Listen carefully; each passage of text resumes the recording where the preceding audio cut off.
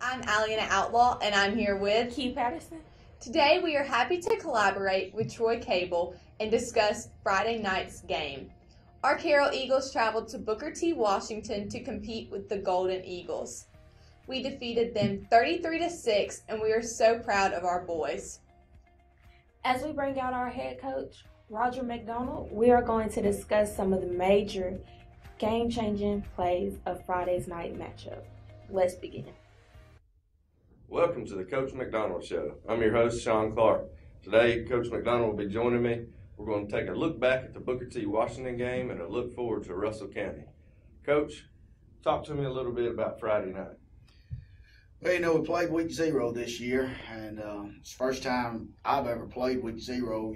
They offered that about 4 years ago to start playing week 0. You could have a scrimmage game or a real game, and we've always tried to play the red and white game here at school and give us an extra week to prepare, but we're already down to 9 games with our schedule, so we really had to play this game. Also hated to go back to Booker T where we had to go last year, and but we agreed to play it.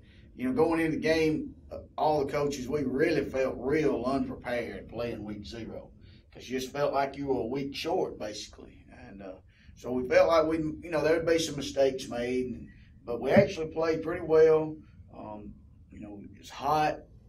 We didn't have any guys cramping. We tried to play as many guys one way as we could, but, we had several that had to play both ways. But, started the game early and had a little breakdown in the kicking, but those things are going to happen. You learn from them the first game and allowed them to get a quick touchdown. But the kids played hard and fought hard the whole game and came out with a big win, and we're healthy. Nobody got hurt. We saw a lot of good things out of some guys. Some people were playing in new positions, 8 new starters basically on defense. So we felt real good about where we were when we came out of the game. And when you go back and break down the film and take a look at some things, the eye in the sky doesn't lie. So we had a couple of guys that didn't grade where we thought they did on Friday night after we evaluated it. And, we've kind of challenged a couple of players that if you're going to continue to play, you're going to have to improve on what you're doing and in every phase. And so we've challenged a few. We'll see what happens this week in practice. But like I say, any win is a good win. Yes, sir, it is. And we really felt like there were some things we really did real well during the game. Well, looking from an outsider looking in, I had a few question marks for you. Big-time turnovers from a coaching staff standpoint. I'd like you to talk a little bit about your new defensive coordinator. Floyd Graham, who was with us originally when we installed our defense, he had left to go to Florida to get his retirement in. We were lucky that he was looking for a job, and we had 2 guys to leave to get head coach's job in 3 months, defense coordinators. Shelby Davis, who had been with me since I got here, he left for a defense coordinator's position in North Alabama. And then Coach Locke, who at the last minute took the head job at Monroe County. So we got real lucky with Coach Graham. And, he had put a lot of pressure on himself. We've been pretty good the last 2.5, 3 years on defense. And so he had put a lot of pressure, especially 8 starters, losing that last year. So he had 8 new guys. But Coach Graham did a good job along with Coach Matheson, who coaches our inside linebackers, Coach Jackson, who coaches the defensive front, and, we'd also lost Coach Manus in the secondary. We were able to hire Coach Hendricks, who's been at Northview and Rehoboth. They've meshed real well, done a real good job together, and, so we felt pretty good about things, and it's also a learning curve for them. When you start calling the defense on Friday and looking at personnel and doing some things, there's some things you find out we probably don't have the personnel to do this. Especially, there was things we could do with some guys last year, athletic-wise, we probably can't do this time. So it's a transition, but, I'm proud of the defensive staff. Did a great job, and like I say, especially with a lot of new guys and new faces over there coaching, but they did a good job. And a short timetable. Coach, I'd like to talk a little bit about your game plan. How do you feel that your install went and the finished product? Well, our goal is always to run the football, control the line of scrimmage, and we felt like we did that. And Offensively, we had almost 400 yards rushing. Offensive line did a great job, which they always do. Coach Super coaches the offensive line, does a fantastic job with them. All the backs ran well. I think Jonathan had about 270 yards along with some other backs, and we'll talk about them as we go. But our plan was the same as always: line up, run the football, be physical, play good defense, and we did. And the kicking game, we always try to be real simple but real solid with the kicking game. And like I said, we had a couple of breakdowns, and we'll take a look at that on the film, because I think when Booker T scored the first touchdown, it goes to the defense, but the blame is more on the kicking game for setting that up for them. So, and you got your first time kicker in a varsity game, taking on that bright lights with Charles Irving. You think that played a role in it, or? Well, Charles actually kicked off toward the end of the year last year. He kind of beat Ito out. The kickoff situation is a struggle, and you see it a lot now in high school because they're not even allowed a 5-yard sprint to cover because the rule has changed. So people have had to change their kick.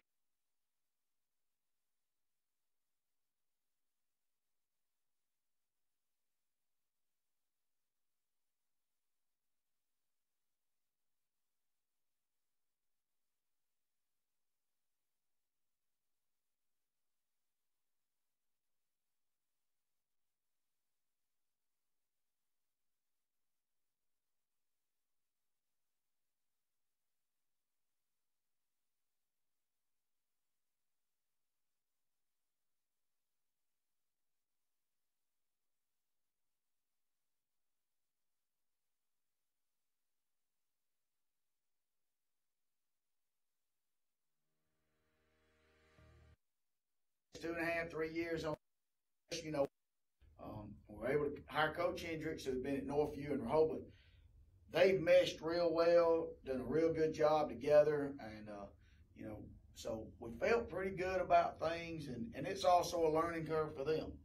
When you start calling the defense on Friday and looking at personnel and doing some things, there's some things you find out we probably don't have the personnel to do this.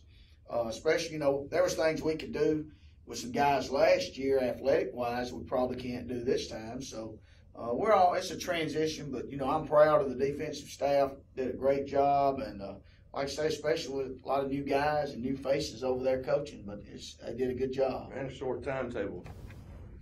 Coach, I'd like to talk a little bit about your game plan. How do you feel that your install went and the finished product? Well, our goal is always to run the football, control the line of scrimmage, and we felt like we did that. And offensively, we had almost 400 yards rushing. The offensive line did a great job, which they always do. Coach Super coaches the offensive line, does a fantastic job with them. All the backs ran well. I think Jonathan had about 270 yards along with some other backs, and we'll talk about them as we go. But our plan was the same as always: line up, run the football, be physical, play good defense, and we did. And the kicking game, we always try to be real simple but real solid with the kicking game. And like I said, we had a couple of breakdowns, and we'll take a look at that on the film, because I think when Booker T scored the first touchdown, it goes to the defense, but the blame is more on the kicking game for setting that up for them. So. And you got your first time kicker in a varsity game, taking on that bright lights with Charles Irving. You think that played a role in it, or? Well, Charles actually kicked off toward the end of the year last year. He kind of beat Ito out. The kickoff situation is a struggle, and you see it a lot now in high school because they're not even allowed a 5-yard sprint to cover because the rule has changed. So people have had to change their kicking style, because if you kick deep, kid catches it on the 10, most of the time now you're not even to the 30 to get there to cover. So people have gone to trying to kick the ball in the corner, place it more, and it is a little more difficult on the kickers. But right now we're trying a lot of things, but I think Charles had a lot of pressure on himself. He did a good job with extra points. A couple of his kickoffs were good. He struggled on a couple, but when Ito was out last year, he did a decent job filling in for us. But the big thing is it's more pressure on the kickers now because of the rules on how you can cover. Yeah, the kicking game is a much bigger part than it used to be. Coach, this time let's look at some highlights from Friday night's game. All right. Right here is following the kickoff where we didn't do a good job kicking and covering. They got the ball on the 50. Then we got a 15-yard penalty, so they only had a 35-yard field. And we thought we had them right here. It was 4th down. There was a breakdown. It originally started. Terry Williams, who started his first game for us at defensive end, did an outstanding job, but he got hung up right there and didn't keep contained on pass. Then as the quarterback rolled out, we had 3 guys in the secondary, an outside backer, a corner, and safety. All came up. Nobody stayed back. There's actually 3 receivers open. However, all 3 of those starters, for the first time they'd ever started on defense at that position. So you're going to have some mistakes. And look, there are a lot of emotions going on the first series and, first game of the year. So we got that corrected. But a lot of that happens sometimes. But, the biggest thing defensively, I don't put that on the defense.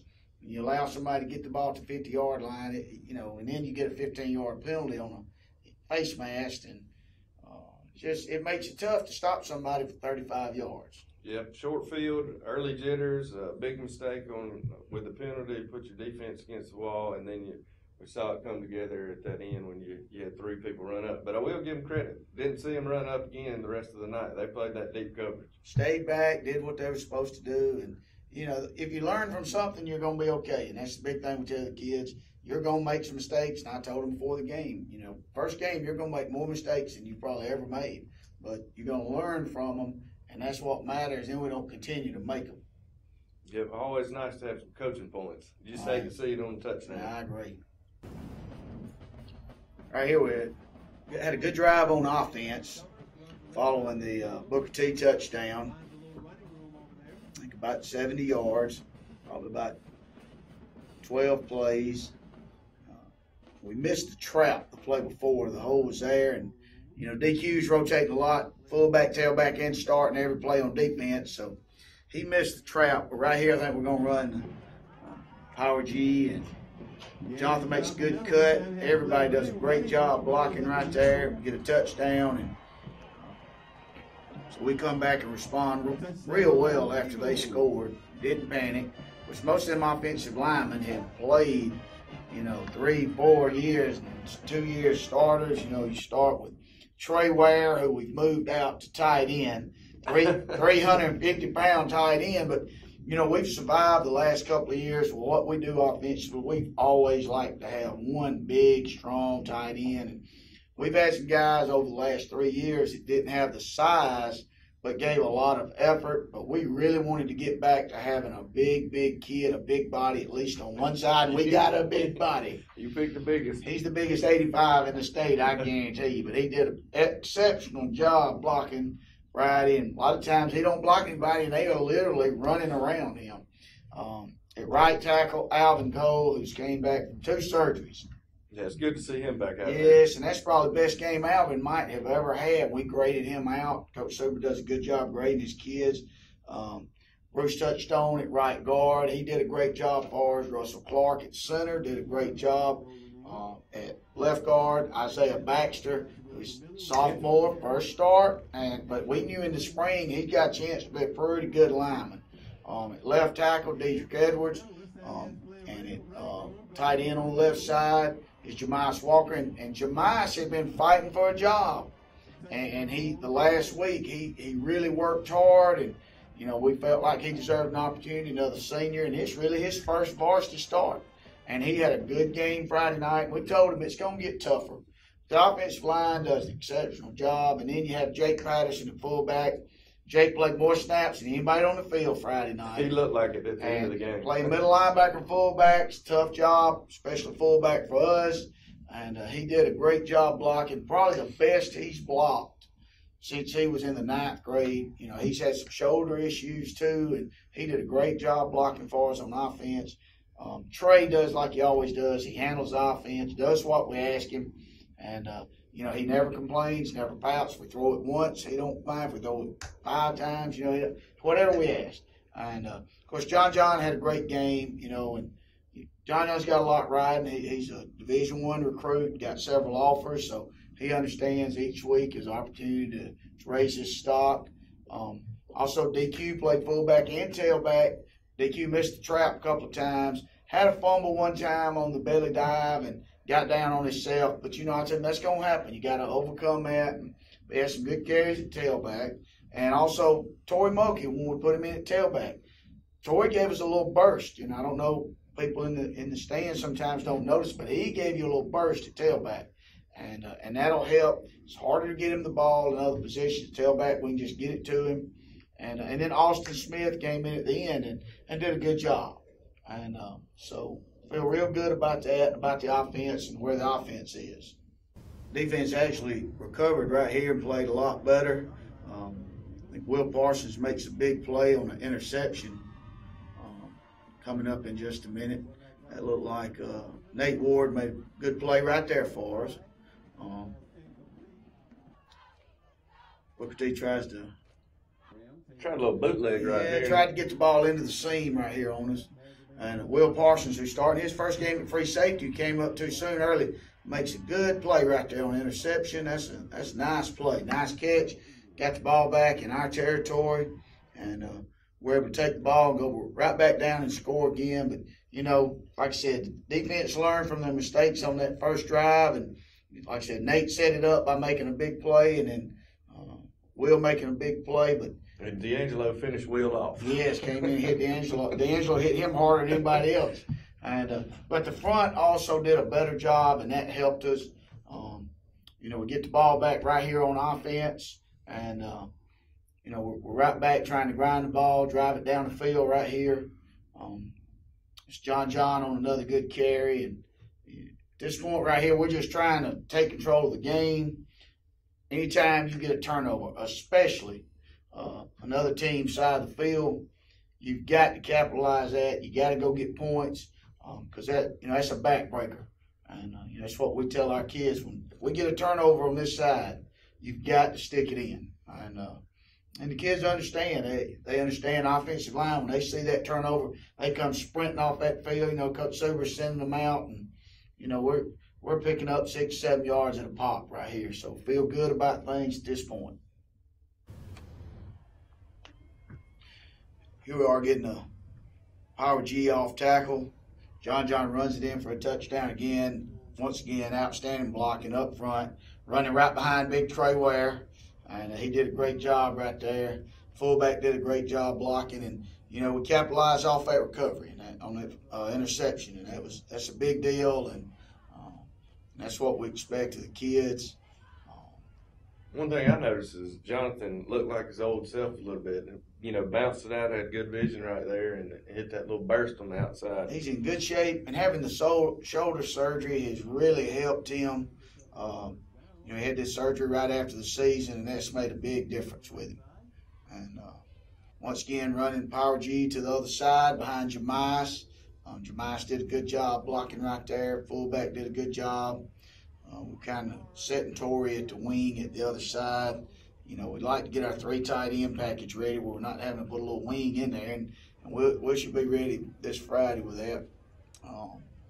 But right here, kids, this ball's on about the 2-yard line. You know, our linemen understand now we can't get any penetration. Got to knock them out. Got to make sure we get the ball into the end zone right here. And Trey did a good job running the football right there. We like to run a little flood route off a play action pass. The problem is Booker T had gotten a little soft on the edges where we had found them, and now they wasn't attacking, so the play action didn't work quite as well. And so. Yeah, I guess in high school we don't have the slide rule. Right.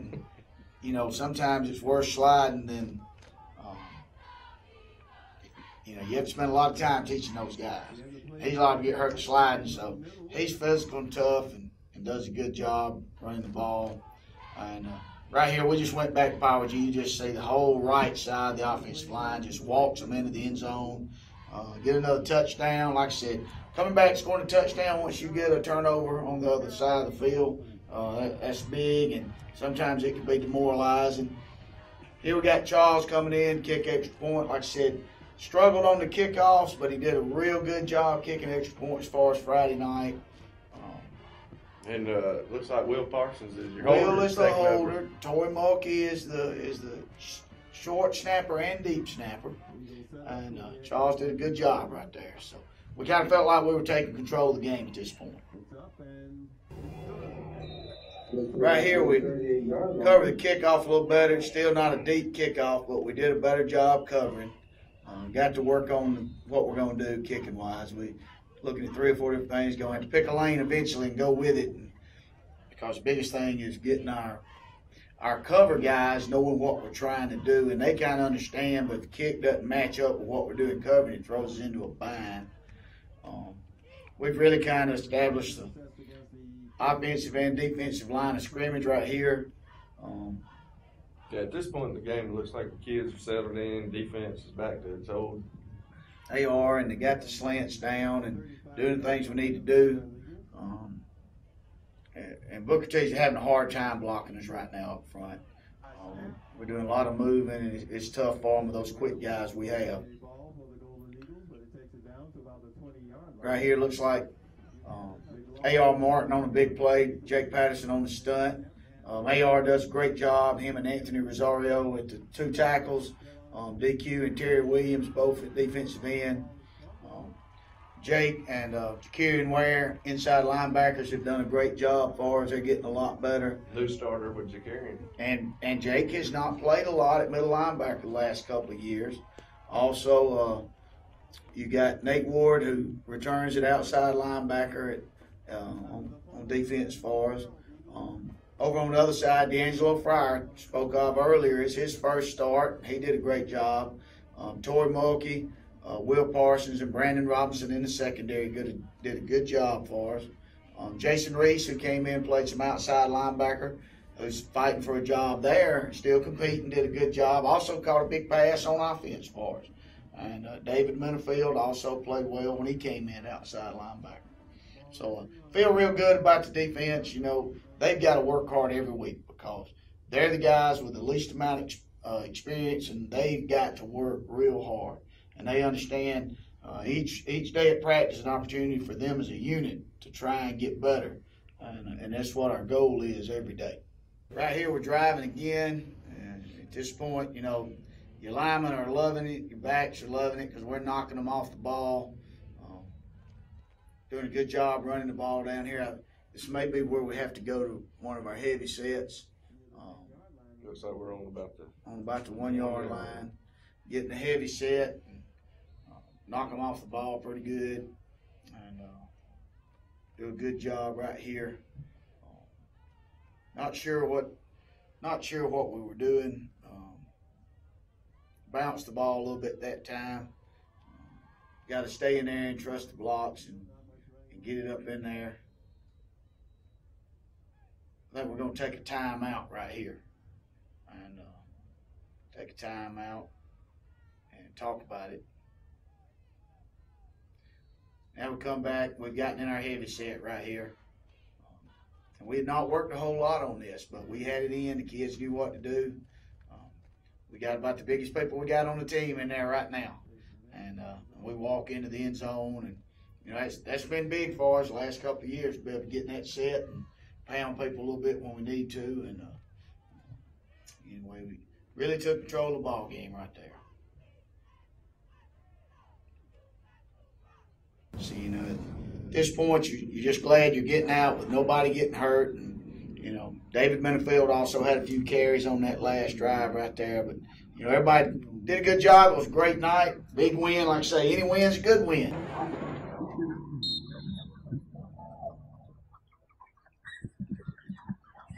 We would like to thank all the fans for coming out to enjoy the game tonight.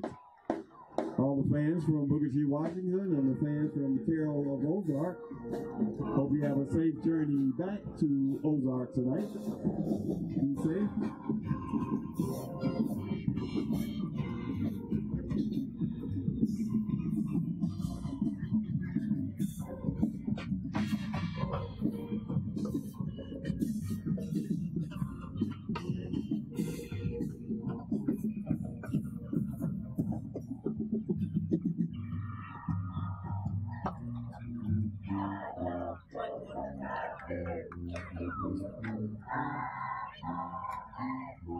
Great win, Coach. Looking forward to next week. We got Russell County. What do you expect?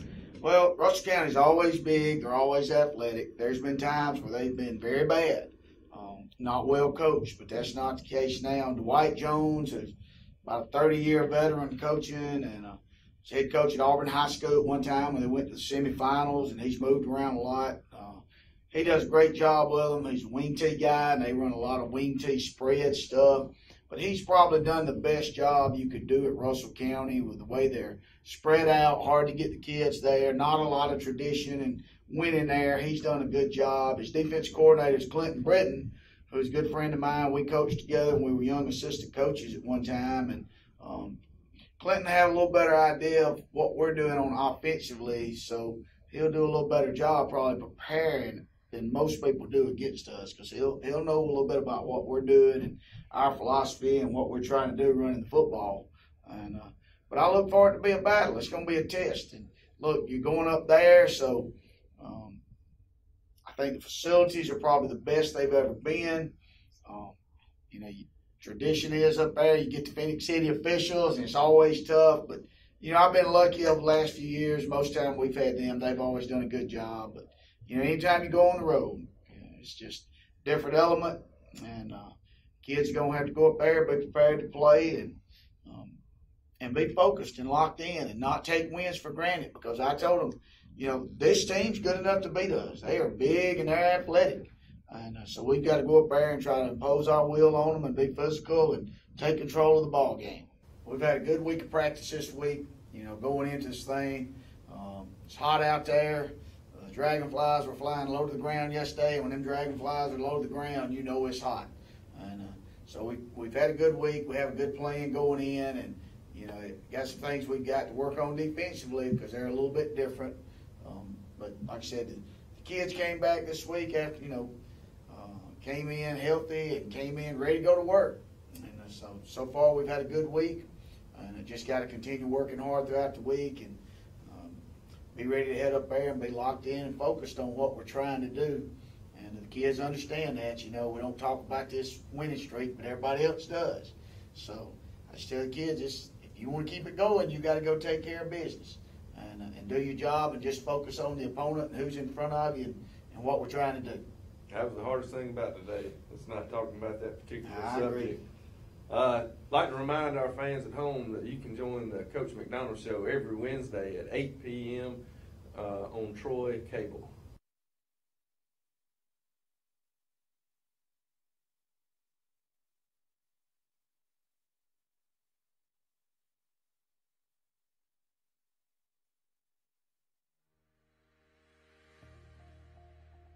Hi, I'm Aliana Outlaw, and I'm here with Keep Pike County Ford, your hometown dealer, now under new management. To kick off the summer sales event, you pay what we pay. That's right, folks. Only at Pike County Ford can you get the same discount as Pike County Ford employees. You pay what we pay. Only at Pike County Ford, your hometown dealer.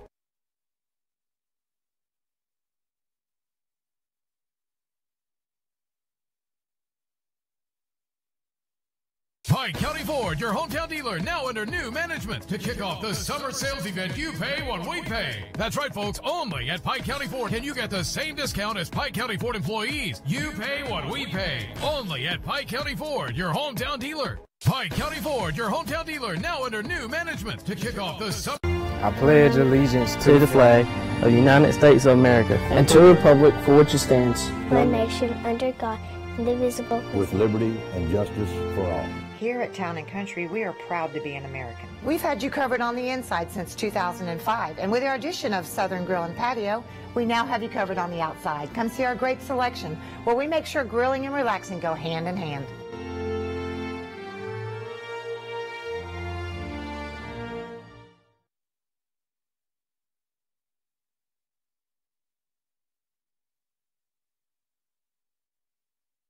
I pledge allegiance to the flag Troy Cable Security Wi-Fi doorbell camera allows you to answer the door from your smartphone when you are at home, at work, or on the go. When a visitor presses the button, Troy Cable Security sends a live video feed to your smartphone so you can see, hear, and speak to the person at your door. With the doorbell camera, you can have your porch light turn on automatically when it detects motion at night to create the appearance that someone is at home. You can view video clips so you can always know who stopped by when you are out. Troy Cable Security. You love them, protect them.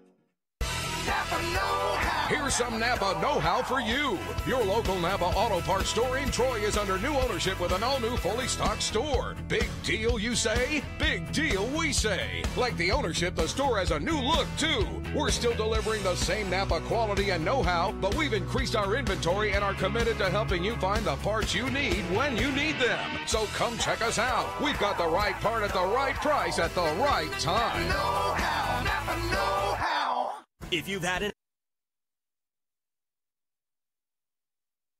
of Charles Henderson High School football right here on Troy Cable Channel 2. And ladies and gentlemen, this is the second in a series of coaches shows that you will see tonight. Of course, Charles Henderson, big victory over Pike County High School. And, of course, Brad Snyder as he gets his Goshen Eagles ready for the coming football season in a big one in Goshen tomorrow on Friday night. Of course, that's at 6:30. The 7 o'clock coaches show is the Coach Gene Allen show, a review of Pike Liberal Arts' big victory over Crenshaw Christian last Friday night. We'll have the coach's comments and the review of that outstanding victory as the Patriots now go 2-0 on the season.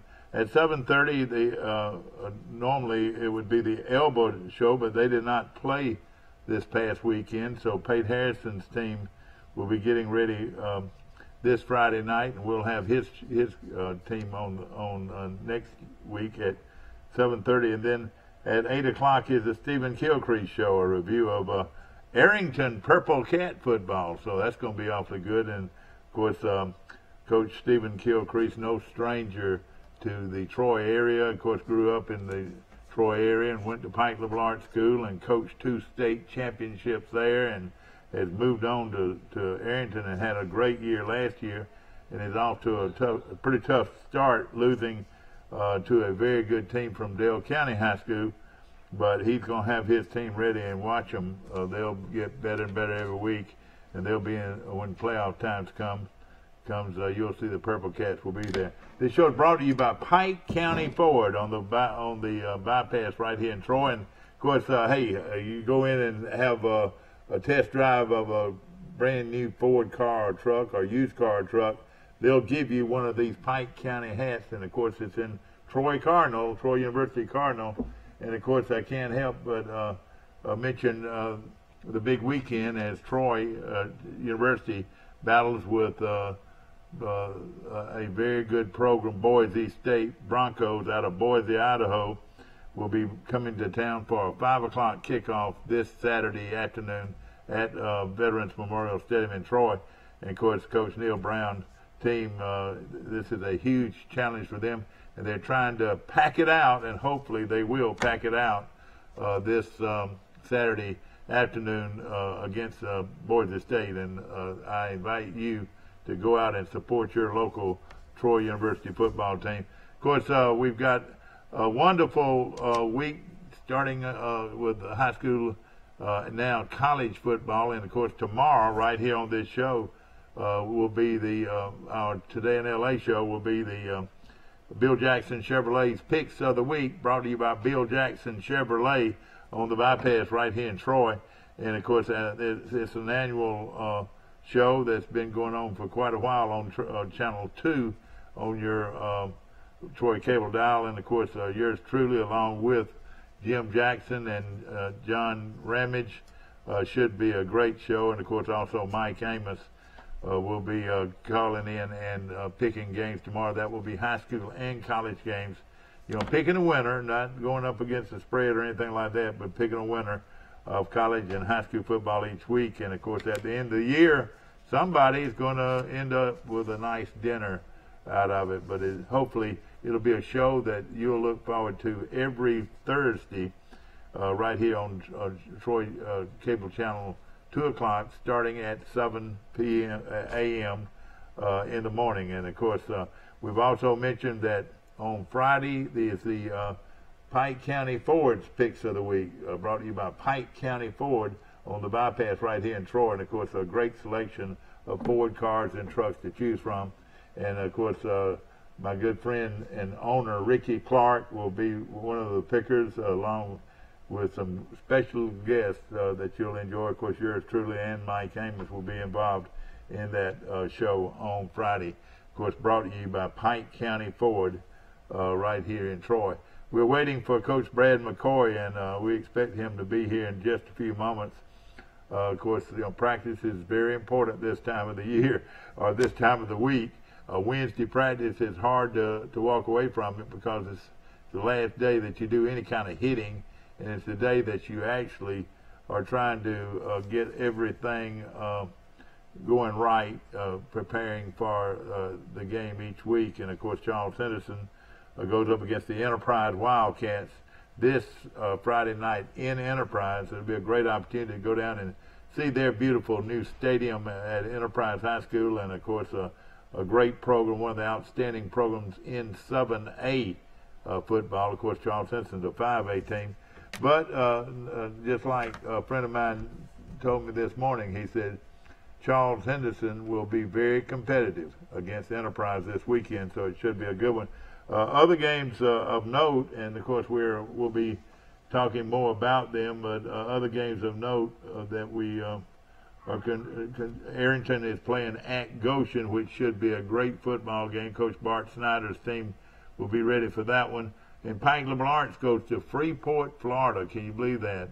Big school in Florida. They're playing that game in Freeport. And then, of course, a couple other games. Alabama Christian playing at Pike County, and Pike. Then, of course, we'll talk more about some of these games coming up when Coach McCoy gets here. Of course, remember this show is brought to you by Pike County Ford on the bypass right here in Troy, and of course Trojan Auto Parts, located on right here on South Grundy Street in Troy. Of course, the Trojans get started with a 10-6 victory over Pike County. That was a jamboree. Thank you so much, my friend.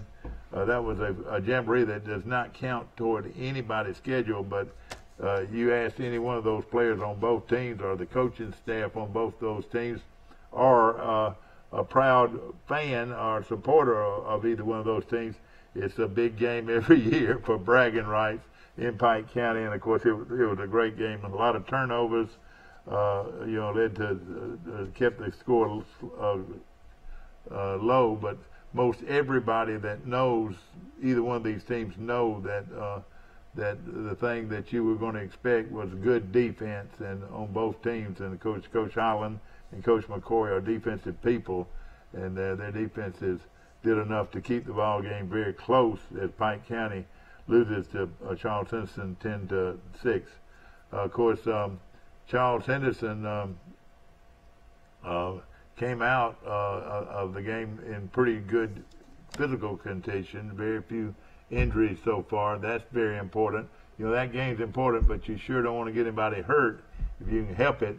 And I think you'll find that it's going to be good for both teams. Pike County, I guarantee you, will turn it around next week and win some football games.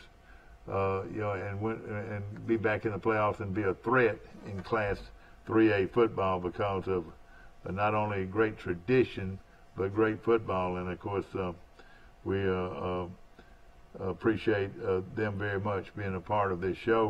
Of course, I want to mention too, the Elba Tigers are coming up against the Opp Bobcats this week. Boy, how close can you get when you got the Opp Bobcats coming to town? And that should be a great one. And two big rivals, two old rivals.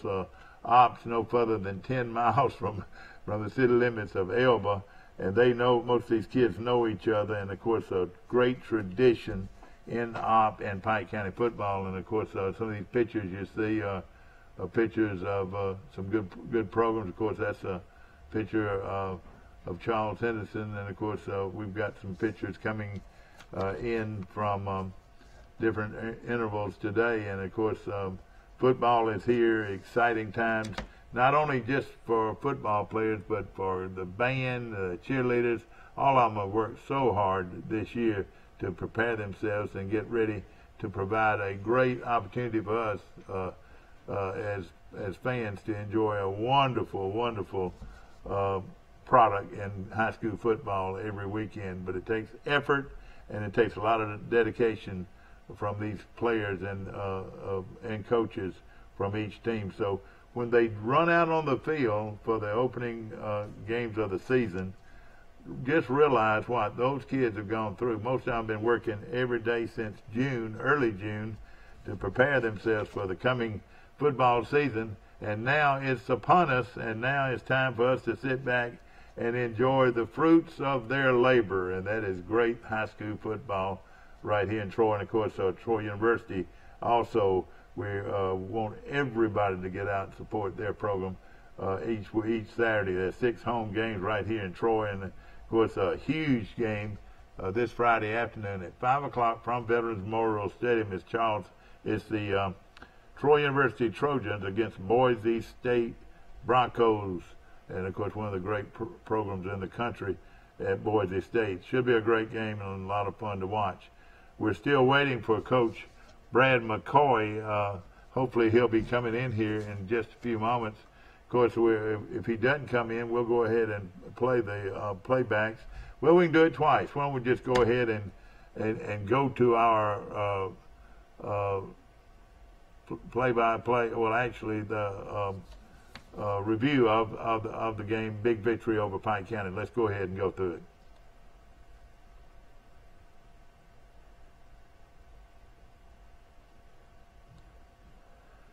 Troy Cable Security Wi-Fi doorbell camera allows you to answer the door from your smartphone when you are at home, at work, or on the go. When a visitor presses the button, Troy Cable Security sends a live video feed to your smartphone so you can see, hear, and speak to the person at your door. With the doorbell camera, you can have your porch light turn on automatically when it detects motion at night to create the appearance that someone is at home. You can view video clips so you can always know who stopped by when you are out. Troy Cable Security. You love them, protect them. Troy Cable is the leader in smart home security, giving you solutions to monitor, protect, and automate your home. Troy Cable Security keeps your property safe with 24/7 professional monitoring and emergency response. Control thermostats and lighting remotely, which allow options for saving energy and money. Control access to your home remotely with integrated controls for door locks. You can even add our smart home cameras, which allow you to see what you care about instantly. Troy Cable Security. You love them, protect them. Here's some Napa know-how for you. Your local Napa Auto Parts store in Troy is under new ownership with an all-new fully stocked store. Big deal, you say? Big deal, we say. Like the ownership, the store has a new look, too. We're still delivering the same Napa quality and know-how, but we've increased our inventory and are committed to helping you find the parts you need when you need them. So come check us out. We've got the right part at the right price at the right time. Know-how, Napa know-how. Pike County Ford, your hometown dealer, now under new management. To kick off the summer sales event, you pay what we pay. That's right, folks, only at Pike County Ford, and you get the same discount as Pike County Ford employees. You pay what we pay. Only at Pike County Ford, your hometown dealer. In a review of Charles Henderson High School football, let's go to the highlights of last Friday night's big victory at Bulldog Stadium in Brundage. Charles Henderson in white, Pike County in their purple and silver. And boy, you talking about some hitting and some gang tackling. Watch this Pike County defense. They'll get after you, believe you me. Of course, a big completion early that set them up inside the 25. But the Bulldogs stopped them, and that's a big look. Swarming defense by the guys in white, Charles Henderson. Run the counter play and got big yardage there.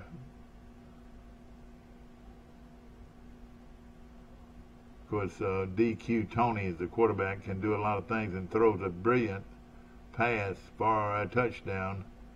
The extra point was good, and Charles Simpson led early 7-0. Big play there, fumble, and stopped the drive for.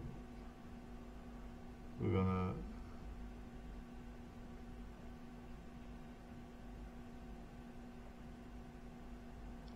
This is Pollard, the big running back for Charles. You can tell a big crowd from Charles Henderson, and also from Pike County.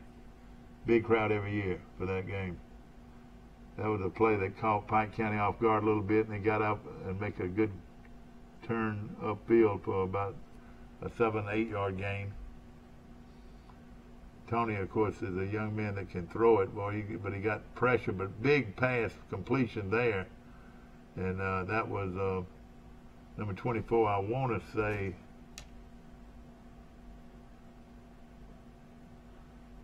And that one, let's see, it was incomplete.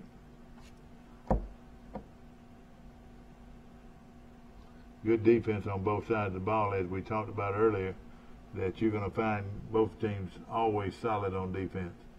Run the option play that time, but a great play by big number 8 for Charles Henderson.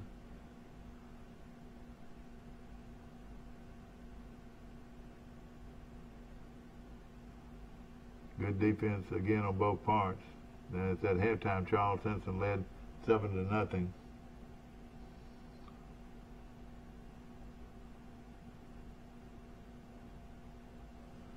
Cole Coppage, big number 2, made some big plays on defense for Charles Henderson. He's really developed into quite a player. Great throwing catch there. And evidently it was out of bounds, and they backed it up. Here's a big run here to get the Trojans out of trouble. Pike County, of course, 3A, Charles Simpson 5A, and that one almost broke it for a touchdown. He finally run him down from behind right here. Look at the pursuit. Look how many purple jerseys. But a great play by Pollard. DQ Tony, the left-handed quarterback, gets it out to his receiver. Now they're going to try to kick a field goal, and it was good. So Charles Simpson led 10-0. And there they pull both guards, and here comes Tony on the counter back behind that play, and he gets it back out to about close to midfield. Big play here was intercepted, a big interception here, and he almost took it to the house. When the coach gets here, hopefully they'll get here in a few moments, and we'll be able to identify these players more. 10-6 now, Pike County leads. Charles Simpson leads. There was 48 seconds left, and that was the final score. Charles Simpson 10, Pike County High School of Brundage 6. It was another big victory for Brad McCoy's team. He's won all 5 of his games as a coach against Pike County since he's been here. So that right there is something I'm sure he takes a lot of pride in. You don't beat Pike County 5 straight games like that, and of course something very unusual, because usually both teams are very well coached and very well prepared, and it's just the numbers for Charles Simpson seem like always makes a huge difference when you can play 50 players compared to 20 players. I want to mention that the Charles Simpson Middle School Trojans hit the field for the first time this Thursday night or tomorrow night, and we're going to have that game for you. We're going to do the game from James A. Baker Field against Coppinville of Enterprise, Coppinville Junior High of Enterprise, against the Charles Simpson Middle School. These are 6th, 7th, and 8th graders, and it should be a good one. Coach Lowry, son of a legend, he is the head football coach at the middle school, and I went by earlier, and he's getting that team ready. It should be a good football game between Charles Simpson Middle School and Coppinville Junior High School of Enterprise. Of course, want to also mention some other things going on here. The Arrington Purple Cats will be they'll be on this show tonight. They'll come on around 7:30. The Goshen Eagles will be right behind this show, starting at 6:30, and that'll be their time every Wednesday for the Coach Bart Snyder show. And then, of course, 7 o'clock will be the Gene Allen show, a review of Pike Liberal Arts football. Come on up, Coach. Coach McCoy is here, and like I said, ladies and gentlemen, nothing's more important than getting their football team ready to play. And Wednesday afternoon is an important day, isn't it? Yeah, we had about an hour lightning delay, so that's Oh, did you? Boy, grab that mic over there, Coach, if you will. No, not that one, but just the string. And, Coach, we've gone over the game, but we'll go to the highlights again and let you talk a little bit about this team. Very good defensive football game, and, of course, the big plays were the difference. Yeah, you know, the thing that when we look back at the tape, there was a lot of unforced mistakes that we controlled, and we had a lot of penalties on offense. Also had 3 turnovers, had 2 interceptions and a fumble recovery that they picked up late in the game, and you know, a lot of mistakes inside the red zone. Had our chances down there, but could never put it in but one time, and kicked a late field goal. We're going to go to the film. We got some good film on it, Coach, and we're going to go back on the film. We just showed it before, but I couldn't identify the players like you can. And sure. Here we go. They kicked off to you, and, of course, had the field ready to go, didn't they? Right, absolutely. I won't say about the field ready to go. They had it ready, I guess. They don't mow it very short, do they? Yeah. But, you know, that was Ja'Cory Boykins' move in from Paulding, Georgia. They took the opening kickoff. Chance Pollard, which is a four-year starter for us, moved him from defense to offense this year, which has been, I think, a big plus for the offensive side of the ball. Yeah. Here's Chance again. DQ Tony's quarterback. Jonathan Carter, sophomore. Jared Wilson graduated last year. Jonathan has come on, and we moved Chance from running back. The sophomore coach? Yeah, we moved him to running back in the summer. Sean McKinney right here, junior. Beautiful play. Yeah, beautiful throw and catch. Sean has really come on and took over that wide position at wide receiver. So we're proud of Sean. And you know, defensively, you know, I think we ended up having 5 calls where they called us hitting the quarterback. You know, I always thought it was bang bang. We never really hit him late. You know, they called it, but 70. I don't think they'd have passed the 50-yard line. Yeah. You know, if we hadn't give them that yardage. But Pike County's a good football team. They really are. Win a bunch of They will. They will. Coach Holland and his staff done a great job. And you know, one of the things I was proud of, we really did so much of a better job on our screens. We got 3. Who is 24, Coach? Elijah Caldwell. He's another 10th grader. We got 3 sophomore linemen, 2 seniors. And Elijah's a sophomore, and this is Elijah right here. Yeah, that's the sophomore right there catching a corner route. Another good throw by DQ. Protection was good all night. I was very proud of my offensive lineman. I'm coaching O-line again, so I've had a blast since January being back in the trenches with those guys, and it's been real fun. Got a good group. Did y'all stay mostly in a 4 or 5 man front? 4-man front. We're see right here. We're an even front most of the time, and that's kind of where we start. Speed option and J.B. Sanders, sophomore. We got sophomores all over the place. Well, that's great. Zeke Caldwell's a junior, number 58. Cole Coppage, Coach. Senior defensive end. Yeah, he's been a good player really for us. Developed, hasn't he? He sure has. He has grown. Here's Elijah again on another slip screen out to the perimeter. Linemen have finally got where they get out flat. Another big crowd for the game, Coach. A lot of people, wasn't there? They had to separate the parking. It was big. Nice throwing catch to Sean again.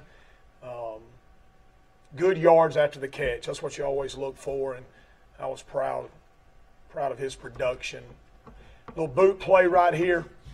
Hitting Shan. Yeah, nice throwing catch. Did they did they say that was out of bounds? First down. Uh-huh. Yeah, it was a first down, and we just couldn't capitalize. Again, we had a couple of false starts. Now, this series right here is when we were able to get to that field goal spot where we could go ahead. DQ on the long run, we finally see we throw the fast screen or the now screen out to Ja'Cory Boykins. This is the kid that moved Coach, to us he from looks Paulding good, County. Yeah, he's a long, is he lean a senior sucker. or wasn't He is. Yeah. He was with us as a freshman, then he moved to Georgia. Played 2 years over there. He's back. So great kid, great attitude, humble kid. I love, this team has really got a great personality about them. We had a tough practice today, but that was because of the delay and the weather, and sometimes your composure. Big field goal here, Coach. Caleb Geis, yeah, big D lineman, 260 pounds, place kicker.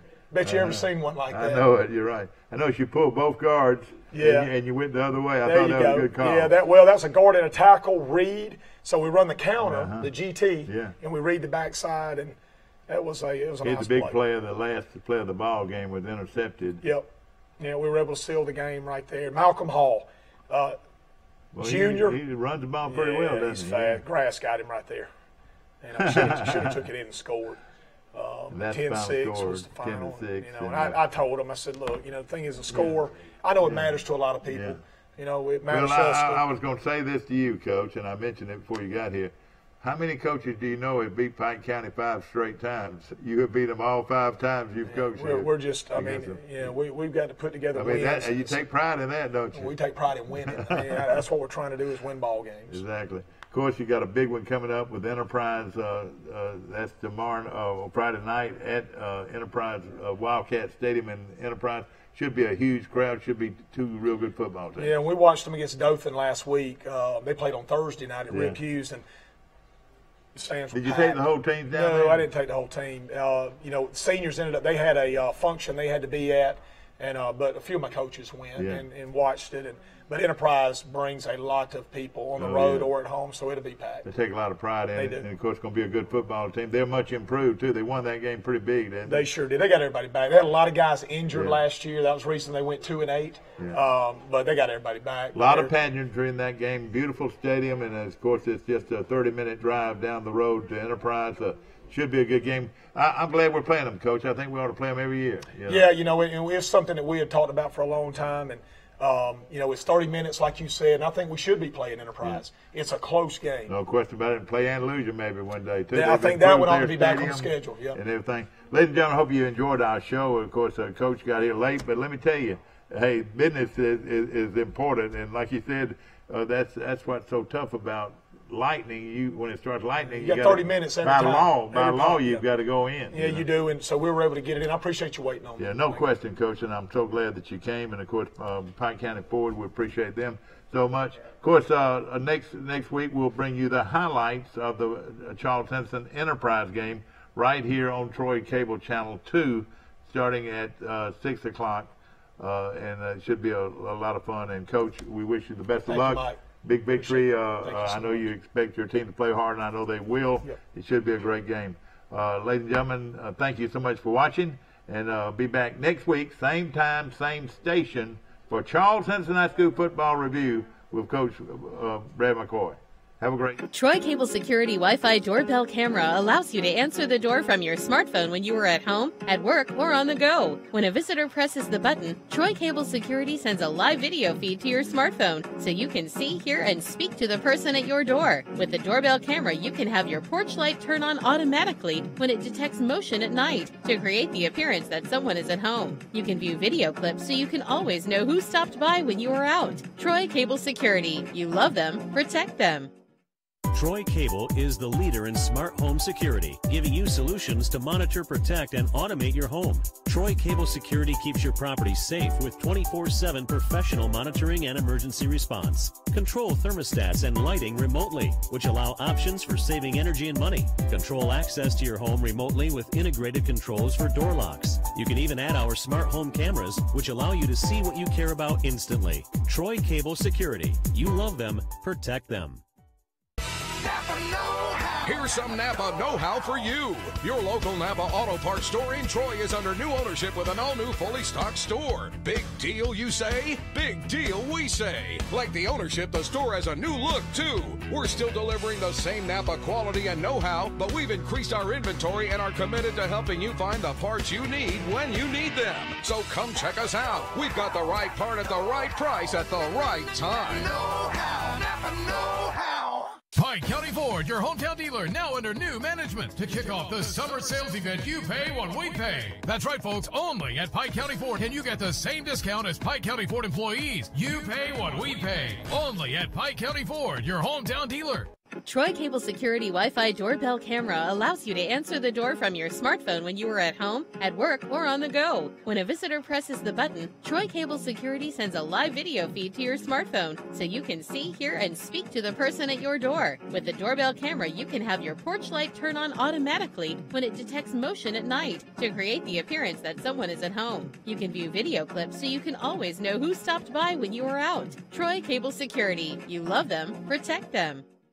Troy Cable is the leader in smart home security, giving you solutions to monitor, protect, and automate your home. Troy Cable Security keeps your property safe with 24/7 professional monitoring and emergency response. Control thermostats and lighting remotely, which allow options for saving energy and money. Control access to your home remotely with integrated controls for door locks. You can even add our smart home cameras, which allow you to see what you care about instantly. Troy Cable Security. You love them, protect them.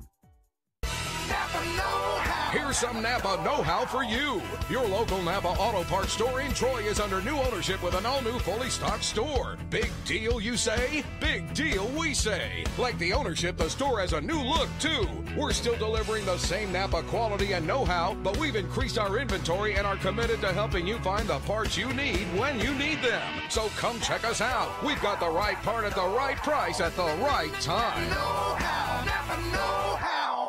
Pike County Ford, your hometown dealer, now under new management. To kick off the summer sales event, you pay what we pay. That's right, folks, only at Pike County Ford, and you get the same discount as Pike County Ford employees. You pay what we pay. Only at Pike County Ford, your hometown dealer.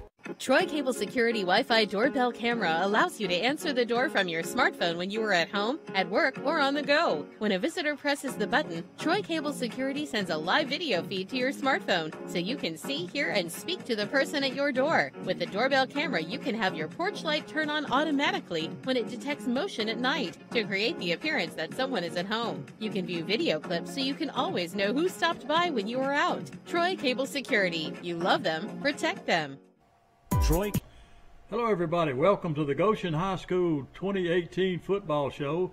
As we kick off a new year, we had an outstanding year, a record-setting year last year with a tremendous team that made it to the semifinals of the playoffs, and Coach, you won't see that many times, will you?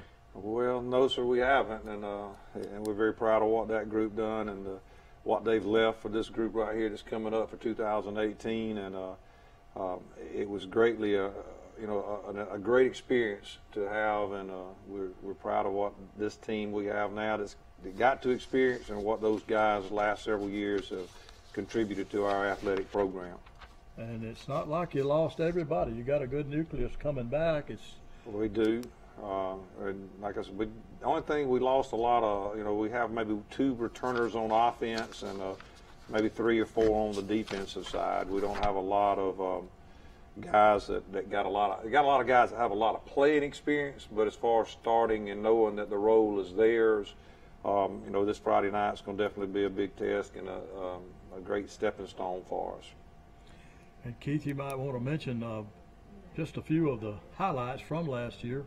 Well, last year, as y'all already mentioned about the players that we lost, we'll just start out with our rushing game. Of course, we lost our leading rusher, who was Damian Passmore, had 1,024 yards. And of course, we lost Zach Alford, had 497. And of course, quarterback Brock Snyder had 494. And all of those players had got to be replaced. And of course, Brock was the quarterback, and he had a little over 2,000, over 2,100 yards total offense or total yards passing last year, and had 28 touchdowns. And on the receiving end, we lost our leading receivers also, Xavier Rogers and Iron Hinkle, Zach Alford, who was our leading receiver last year, and Corey Peterson and Eric Williams. And then on the defensive side of the ball, we lost Corey Peterson and Caleb Dawson, who will be back this year as a senior, We lost Devin Bell, Damian Passmore, DeQuan Foster, JaQuinton Daniels, who was one of the leading tacklers last year, along with the leading tackler, Tatum Phillips, who had 64 tackles and 31 assists last year, and Dakari Silas. So we got a lot to replace coming out this year. So I know the kids have got a lot to big shoes to fill. Before we go any further, let's mention our sponsors. As you can see, they're on the screen here this year, and we'll be talking about them as the show goes on. Well, Coach, you want to talk about your offensive and defensive starters for this year? We will. Starting at quarterback this year will be Brian Galloway. Brian is an outstanding leader. He's a young man that has seen snaps. I mean, it's not that he hadn't played the game before. It's just a little bit different mindset when it's yours, and he knows the position as he is, and he's going out and leading our program this year, and he's done a real good job and had a great fall camp so far. Then you got Caleb Dawson as well as Tamarcus Shipman and Jamarcus Sanford, Jamarco Harris, Caleb Dawson, Caleb Gamble, and Christian Andrews, and there's several guys that you'll see going back and forth out of the offensive backfield right there. Receiver-wise, we've got Trey Dix that'll be back, Jamarcus Sanford that'll be out there. We got Raquan Martin that'll be out there. We got Dakari Pelton that'll be out there. Got quite a few. I left JaCameron Rump that'll be playing some fullback or H-back for us. Jeff Warwick will be in that mix, as well as out at receiver. We got several guys that'll be, getting a little bit of time, and it's just new faces that'll be out there. The biggest thing that we think that we want to work on is at the offensive line. We lost a lot right there last year, a lot of experience that had been there for a couple of years. But these guys have worked real hard. Trey Barton will be anchoring the offensive line, and Trey has done a real good job over the years. It's his senior year, so he's got to make it work. Beside him will be Dustin McFarland, which will be his first year starting. Hunter Shaver will be there as a 10th grader, and his first year. Blake Bennett, and then Ian Harris will be out there and will be helping us. And those guys played some last year, but as far as being that anchor, Bartleman will be the only returning one that'll be there on the offensive line, and we plan on rotating some other guys in and out as well. Now, Christian Andrews, he didn't play last year, right? No, so he played during the spring, but he didn't play during the fall. He was not with us. He transferred back in. There are a lot of our kids that are back. You'll see Caleb Gamble is another one. He's really a Goshen boy that had left Dakari Pelton. It's the same way. These guys were in Goshen, but they had left and they come back, and it's great to have those guys at home. We really expect them to contribute quite a bit to our program. They're going to be on the field anyhow. We've got a lot to do, and this Friday night will definitely be an area that'll help us begin our building process to see where we stand up when you play against a team the caliber of Ayrton. Now, Caleb Dawson, he's been a stellar player for you a while, but he'll be taking on a new role this year. Is that right, as far as on offense? Yes, sir. We'll rotate people in and out. Now, that's one of the things that we've always believed in doing. And you'd have seen a little bit more of that last year. But with Zach getting hurt and not being able to be in the backfield, it become more of a Damian Passmore show, in which Damian, he took that opportunity and he made good with it. And so, we're very pleased with what Damian and what he did, and he's at Alabama A&M playing football, so he's definitely was capable of doing that. This year, Caleb will step in and play that back for us, along with Jamarcus Sanford and DeMarcus Shipman. Those guys will be rotating out a good bit at running back. Keith, you want to mention a couple of our sponsors while we're... I will. We have C&H Auto Sales, located on the corner of 231 North and County Road 1101, right under the overpass on Highway 231. The phone number is 808-1100. C&H Auto has a friendly staff that is ready to help you find the perfect used automobile. You can browse their inventory online at cnhautosales.com. Also, we got the Goshen Farmers Co-op, who's located near the high school in Goshen. Their phone number is 484-3441. They carry feed, seed, fertilizer for all your home, farm, and yard needs. They also have the tire shop, which is located on the premises to take care of your auto needs. And then we have the Half Shell Oyster Bar here and Grill in Troy, located at Southland Village Shopping Center in Troy, and their phone number is 566-1254. The Half Shell has been one of the local favorites in Troy since 1992 with fun and laid-back atmosphere. On Wednesday night, they have live music starting around 6 p.m. So let's come out and visit all of these sponsors that we've mentioned here. Do we have highlight steps? We don't have any tonight. Okay, Coach, we got a tough opponent coming in. We played them last year, the first game. We got them again this year in Goshen. The Ayrton Purple Cats, and what can you tell me about them? Very well coached. They played Dale County last week, which is ranked in 4A classification, and they're ranked in the top 10. Ayrton being a 2A school, they're ranked number 4 in 2A, which, Coach Kilcrease and all of us as coaches know that whenever you're in high school ball or where you have a playoff system, it's not as much as the ranking, it's where you stand when it's all over with. Especially at the beginning of the year, it's nice and encouraging to your players whenever they hear that they're ranked in the top 10 teams in the state. And Ayrton being one of the top 4 teams or top 5 teams in the state, it shows what the news people in the state of Alabama feels about what kind of program they have down at Ayrton. They're going to be good. They got a returning quarterback in Maddox Herring.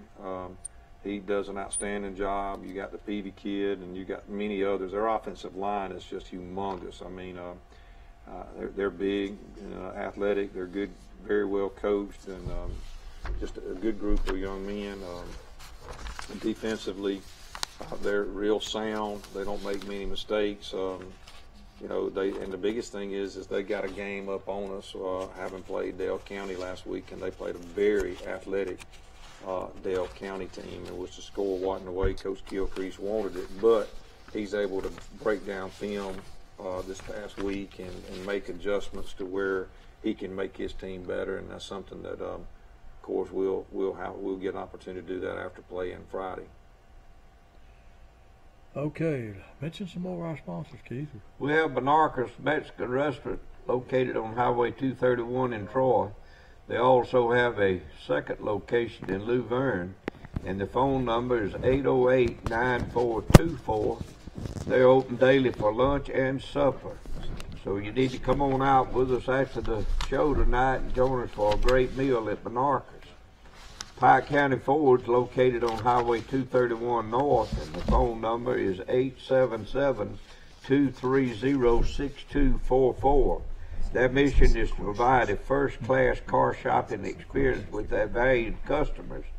Feel free to browse their new and used inventory on their webpage, PikeCountyFord.net. They also have a service center where professionally trained staff is ready to serve your vehicle. And then we'd like to mention Preston's. They have 2 locations. One is in Troy here on 231 South, and in Luverne on the main street, and their phone numbers are in Troy 770-0675, and in Luverne is 335-2400. Preston Restaurant has a fun sports theme where they serve delicious steaks, burgers, chicken, salad, and many more items. So let's go out and support all of these sponsors that have us, because if it wasn't for them, we couldn't have this show. Okay, we got a special guest that is in the studio and wants to ask some questions. As a journalist, I'd like to ask a few questions. You guys have been together for such a long time, and of course, Keith and Royce have been together, been friends growing up in Goshen for how many years? We don't want to mention the years. It's getting too many. Well, I just want to say something about and ask y'all a few questions about the coming football season. First of all, Royce and I go way back. Royce is one of the very few athletes I've ever seen that threw just as well with his right hand as he did, or his left hand as he did with his right hand. He was what do you call it? Ambidextrous. Is that right, Royce? Yeah, but actually throw it as hard both ways. Is that right?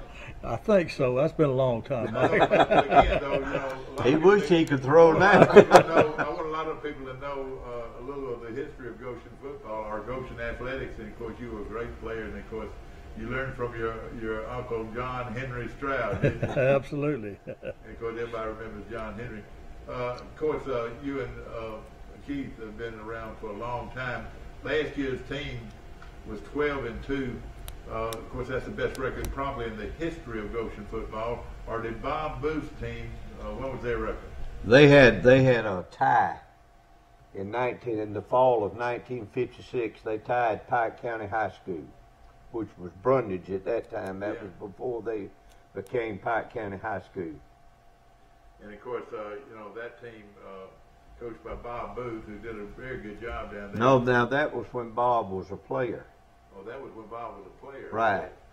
Okay, and who were some of the top players on Goshen's team that year? That year, well, Jerry Wood was a quarterback. Yeah, he's my good friend. James Freeman was a running back. They had Jim Barnett was a lineman, and his brother Jerry was a lineman. Truman Johnson, Jimmy Shaver. They had. How about Ben Beard? Was he on that team? No, Benny had graduated the year before. And they had big fullback Bud Sanders was on that. What was their record? How far did they go? They didn't have playoffs back in those days, but they lost. They tied one game. They tied Pike County, and I think the score was 13-13. All right. Later on, we were just comparing, records here. Bob Booth had a team that you remember everybody wore neck braces, on that team, and of course he had Sanders, who was a very good quarterback. How do you compare that team? What was that record that Bob had there? And of course it was without a playoff. Yeah, it was without a playoff, but I think we lost to Union Springs that year in Union Springs. Of course, at that time Union Springs was 3A and Goshen was 1A. And that was the only game they lost that year. And they wound up, they was ranked by the, I think the Birmingham News as #1 in the state in Class 1A. Really a good team led by a guy that's no longer with us, Johnny Key. Boy, what a great player he was. Quite an athlete. And of course, quarterback that was one of the best that's ever played Goshen. And of course, we had one this past year. Bart's son, Brock, was an outstanding quarterback. How do you compare those two quarterbacks? They were both great athletes. Well, they really, I tell you, Mike, I don't love to compare players because a lot of times it's got to do with, it has to do with the players that surround you also. And of course, taking both of those quarterbacks, to answer your question, both of them had good supporting players. So talking about Steve Sanders and Brock, they both had good players that they were surrounded by. So Bart was your grandson. Yeah. No, Brock was my grandson. And of course, you're the father to Bart here. And they Booth also had another good team down there in the fall of 1980.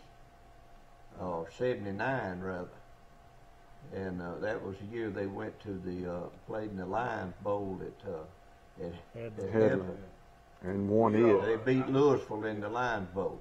And then of course, did you realize this team, when Brock was a 9th grade quarterback, or when he was in the 9th grade, did you realize this team was going to be, could you see it coming, that this team was going to be really good? Actually, the answer to that question is kind of funny. Before we played Leroy, I had a former coach to call me that had been there with me, and I told him, you want to hold on, because as sixth graders, that group was there. That group of kids had done everything together. They played Little League baseball, they played Pee Wee ball, upward basketball. Everything that they did for each other. And so I knew that they were going to be very special and had a great potential of being very special.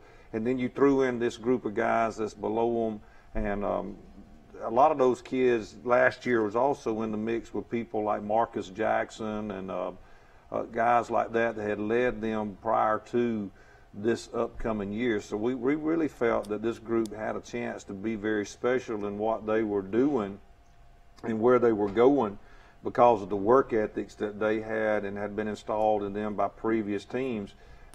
And that's what makes this group we got coming up, what we feel like can be very special about them, is they've been there and they have that same sense of hunger. And we hope and we feel like, that we're sure that there'll be a few stumbling blocks, but we hope that we can stay together as a team and overcome. Wins, you can have stumbling blocks and wins, and you have to fix them. You can't be content just winning. You got to fix them, and that's one of the things that we push very hard. Every coach does. I don't know of a coach that goes into a game and practices that whole week to lose the ball game. Roy should be a good person to answer this question. Of course, first of all, Bart, you've been the head coach at Goshen how many years? 10 years. 10 years. All right, now a lot of people don't realize this, that you were an assistant coach for how many years? 20 years. At least 20. 20. And of course, you coached the junior highs, you coached the B teams, and then of course now the head football coach. Royce, you're sitting between two of your best friends, lifelong friend to you, and Keith right next to you. Did you realize it was going to be such a perfect fit? If I wrote an article on Goshen football, the title would be A Perfect Fit. I mean, nobody could coach Goshen like this guy right here. Well, absolutely. And at Goshen, we've never had continuity. I think maybe David Helms might have been the longest. Very good coach. And he's probably the longest tenured coach that we've ever had. And that was like, what, 4 years? 4 or 5, something like that. And so just to have continuity, it gives you something to build on, and I think that's important, and that's what Bart has brought to the program. Well, and then another thing too that impresses me, and of course I go down there and do the picture day all the time. We're dressing over 50 players at a 2A school you don't see that hardly anywhere, and it's been like that ever since he's been there. He's getting the kids out, and those kids are learning to understand what it means to win on the road and cheer all the way back home, and of course then win football games, and he's been a perfect fit. Absolutely. And of course y'all all, everybody said, oh gosh, Bart, he gonna get the job.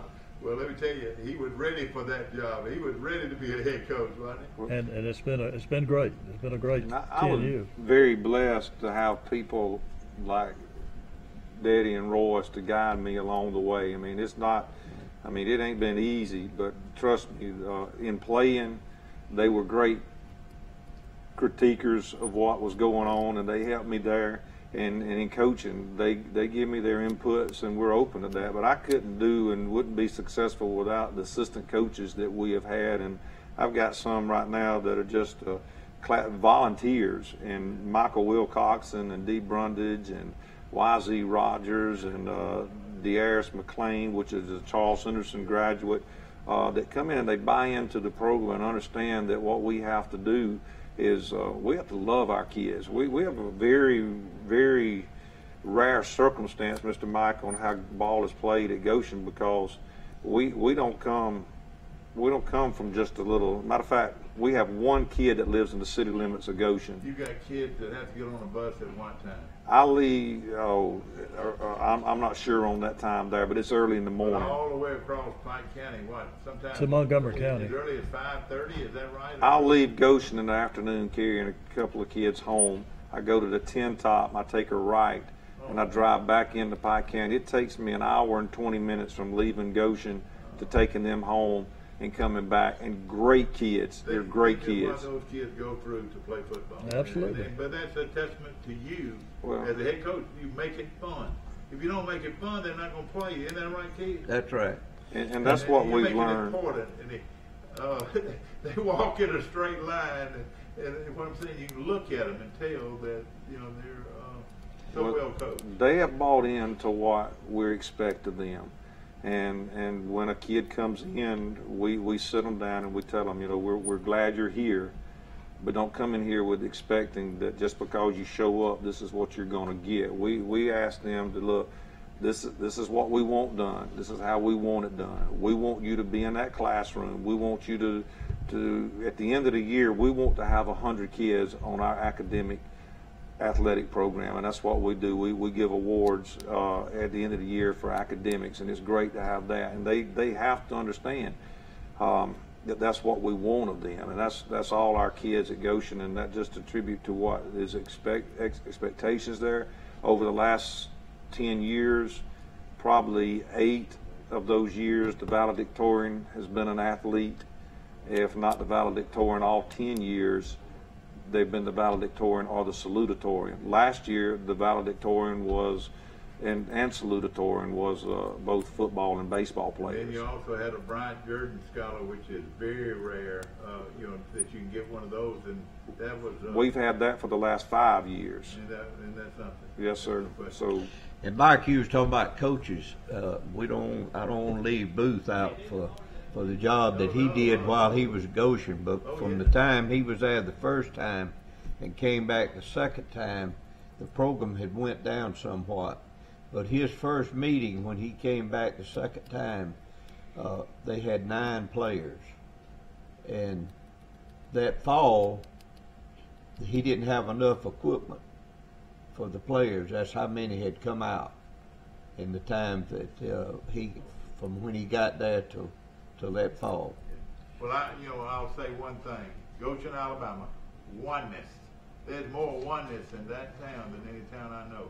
People caring for each other, oneness, and those players wanting to win for Goshen. I tell you got a great thing coming, and you got to think you're building young men every day. And of course, you as athletic director, your programs, your volleyball programs, your softball programs are outstanding. And of course, it comes down to great coaching. Well, and we also have a young lady, Mr. Mike, that is a potential. She's ranked nationally in swimming, and has a possibility that she might even get opportunity to swim at the Olympic level at Little Old Goshen, Alabama. Yeah. That's right. Well, we're just about to run out of time. Keith, you want to mention some more sponsors? Well, we have Premier Chrysler Dodge Jeep Ram located on Highway 231 North, and the phone number is 403-4811. You need to browse their new and used inventory on their website at premiercdjroftroy.com. They house a full collection of quality vehicles and are here to guide you through the process of purchasing your next ride. We have Southern Animal Hospital and Pet Resort. Let Dr. Steve Barron take care of your pet needs, and he's located on Highway 231 South between Troy and Brundage. The phone is 770-1838. Services for your pets include well and comprehensive exam, surgical procedures, ultrasound, x-rays, dental hygiene, medicine, prescription diets, and individual suite boarding facilities. And then we have our last one tonight is Tire Brokers, located on Highway 231 North. The phone number is 770-2715.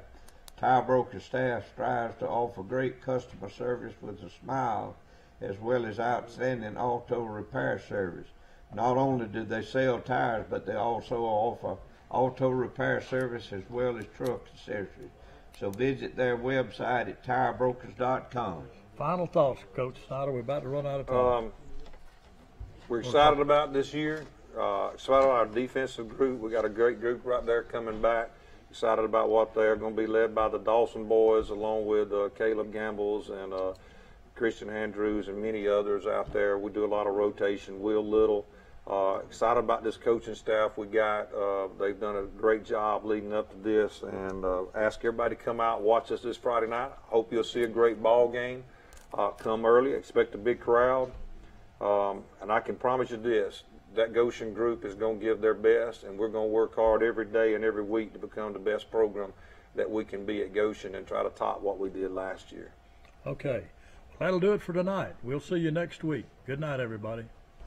Troy Cable is the leader in smart home security, giving you solutions to monitor, protect, and automate your home. Troy Cable Security keeps your property safe with 24/7 professional monitoring and emergency response. Control thermostats and lighting remotely, which allow options for saving energy and money. Control access to your home remotely with integrated controls for door locks. You can even add our smart home cameras, which allow you to see what you care about instantly. Troy Cable Security. You love them, protect them.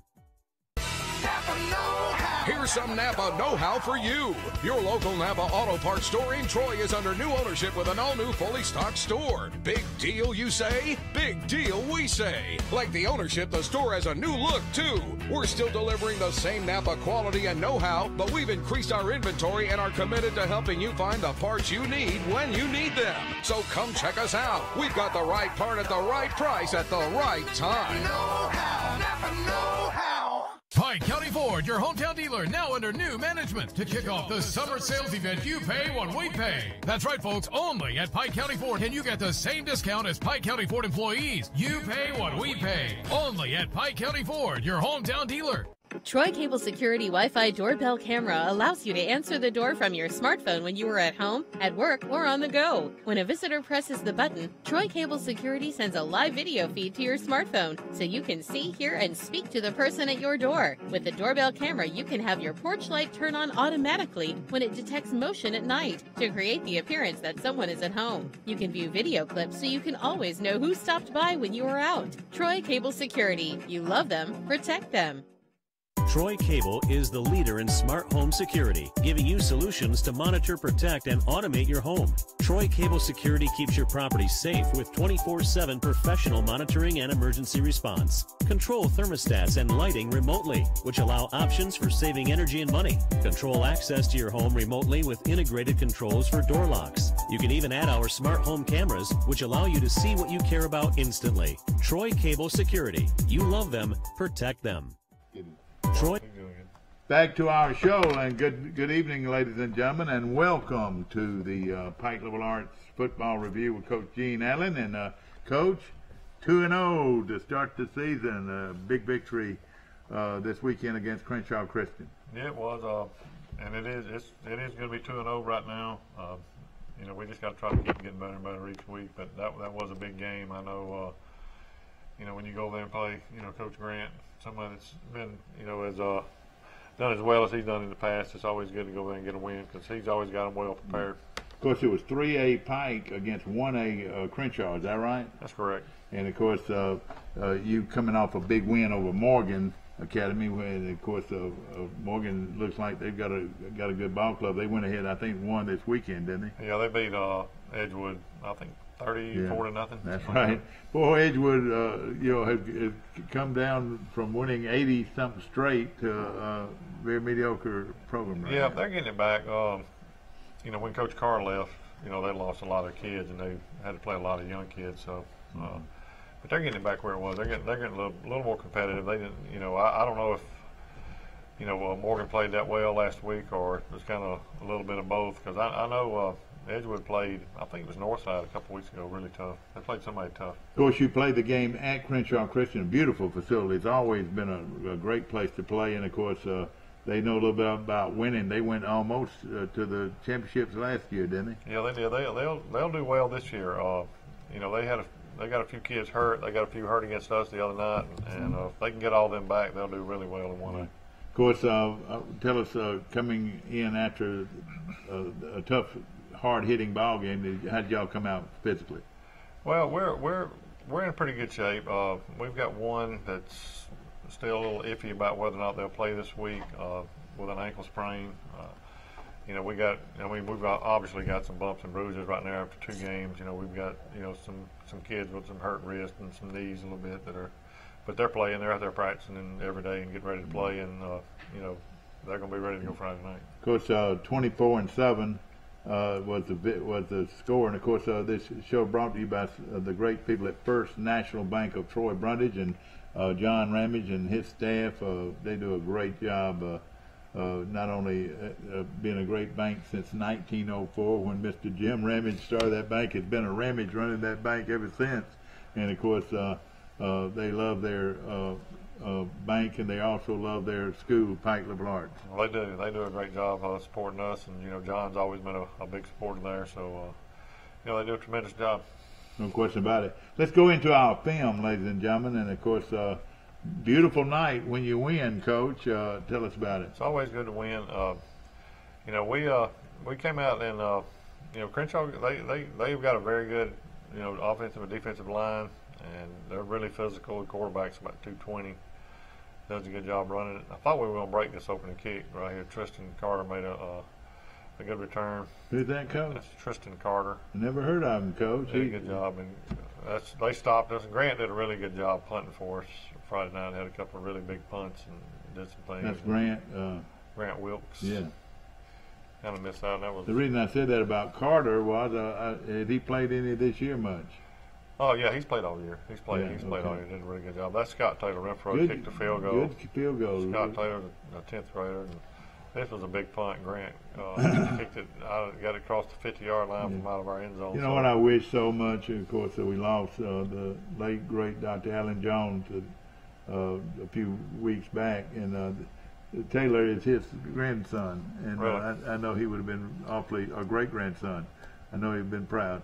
Well, that was a big play by Max Copeland out there and caused the fumble, and we got it. And Grant did another good job of punting there, and Davis made a really good play on the. I think they ended up with 0 yards return all night, and but defense. Again, they try to run it off tackle quite a bit. They did, and that was a little pop pass that we had worked on all week, and Davis Allen had an interception for it and almost took it back. And this is Cody Hollis making a good run. He had another big night, didn't he, Coach? He did. Now, they kind of shut him down. They did a pretty good, like I said, Crenshaw did a really good job of taking some things away from us early, and and then Cody's going to take it in for a touchdown right here. Good blocking on the corners, Coach. Yeah, we finally adjusted a little bit and did some good things. And Scott Taylor made 3. You're not necessarily huge like you were last year with some of those big guys, but it seems like your line comes off the ball better this year. We're getting there. We still got a lot of work to do, but we're getting better each week. So. There's your big guy. Yeah, well, they run the shuffle pass up on Bingo! Boy, what a hit. Yeah, that's Levi Sykes that came up and made that play. Levi really Sykes, man, what a lick. Levi's a 10th grader. Did a good job. That's Nick O'Brien made that play there. With Nick O'Brien's dad works for Pike County Ford. Right. This was Ty Singleton got a piece of that one, and Jade was able to get it. Boy, he's a dominant player, Coach. You're what, 6'5", 6'6"? He's pretty big. This is where we had moved Jade running back. Jade played quarterback, running back, and receiver Friday night. He can do it all. And now, who y'all tell us about who you brought in at quarterback? Drew Nelson came in at that point and was running the option, and that's Davis Allen running the reverse. But Davis, what, a junior? Davis is a junior. Yeah. Drew's a 9th grader. Yeah. Like I said, defensive we played really well. I think we've got you look at goal charts and all that, and I think we hit 9 of our 12 goals. So and some of the ones we missed were like yardage that they gained a lot. We were able to play a lot of kids. We started subbing in about the middle of the 3rd quarter, and of course, number 54 had another big night on both sides of the ball. Yeah, Max did. He went into double figures in tackles again. I think he had like 16 last week, and he had 11 or 12 this week. And Coach, look at that 9th grader throw the football. Yeah, he made a good throw. That's Jade made a really good catch. He was an outstanding baseball player on the 8th grader. We got a lot of them. And who is this, number 7? That's Scott Taylor again. Scott Taylor made, like I said, he was 3 for 3 on extra points, and he was 1 for 2 on field goals. We kicked one that was a little bit out of his range, but seeing if he could do it. I think this is Tristan Carter on another return right here. Oh, I tell you, he's a good-looking athlete. What grade is he in, Coach? He's a senior. Okay. He's a senior. Nick O'Brien picked this ball off. Thought he was going to score here. Coach, I was also impressed with number 3, how he dropped back in that zone Who is number 3? That's Levi Sykes. Levi Sykes, Yeah. okay. And here's that left-handed quarterback, Coach. Yeah, we got it down. They could knock us out of bounds about the 1, and Cody's going to take it in. For Now, what is it with the 9th grader? What does he bring to the table, Coach? Drew just studies the game. He throws the ball really well. You know, he's not he's not going to be the great runner. He's going to get us some yards when we need them. And like I said, Drew's just smart. He likes to learn a lot. Just an athlete, isn't he? Yeah, he's just an athlete. He likes to learn a lot. Like I said, he throws the ball real well. But do you think he'd be as big as his daddy one day? I don't know. It'd be nice if we could get that tall. He's gonna have to go. He got to go in a hurry, isn't he? He gives us some advantage because, like I said, Jade is so versatile. He can do anything. So, he can play running back. Again. People are looking for Copeland, man. Look at this. That was cute, I thought. Is this the Pike girls? I think that's the little Crenshaw girls. Little Crenshaw girls. Okay. I believe it is. We had. Now he took a pretty vicious lick that time, Coach. Yeah, he did a good job.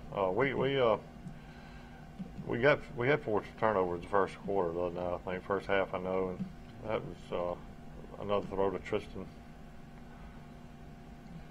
Carter. Yeah, and like I said, there's Max making another play. The reason I say that about Tristan, I didn't call his name out much the first 2 games, but boy, he played. The first game, but right, he was really playing. He had some big catches. He got a really good summer for us, when you're doing 7-on-7s and all that. Sure, yeah. There's Max calling a fumble right there, another fumble that we got. Now you got Davis Allen at quarterback. That's Davis quarterback, and that's Jade making a great run right there because he didn't have anything, and broke the tackle and still got 4 or 5 yards. Coach, Crenshaw hung in there. They had some players, didn't they? They did. They got some big kids, big strong kids. Like I said, Coach Grant's going to be ready for you. No question. They're going to get better every week too. And like I said, that quarterback is huge. That's Cody making another good play for us. We got a lot of young guys, that are in there now. That was Ty making that play though, but I believe that was Frankie Jeffcoat in there also. Who now, Jeffcoat? Frankie. He's a 9th grader also.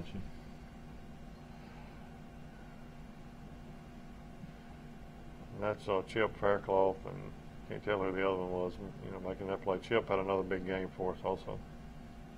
Well, he comes from it right. His granddaddy and his dad were both good players. They were, hard-nosed. Final score, of course, Pike Liberal defeats Crenshaw Christian 24-7 in a well-played game, very very clean game. Both teams executed pretty well. They didn't turn it over that much. Yeah, like I said, we got. I don't think we had any turnovers, but we got 4 or 5 from them as the game went on. Yeah. So our defense did a really good job. They've been playing really good this year, and they continue to get better and better. So we know, it's like we always tell them, if we can keep them from scoring, we got a chance. We're gonna win. No question about it. Of course, we talked about this earlier, but with a big game coming up, and we're gonna bring in some players in a minute.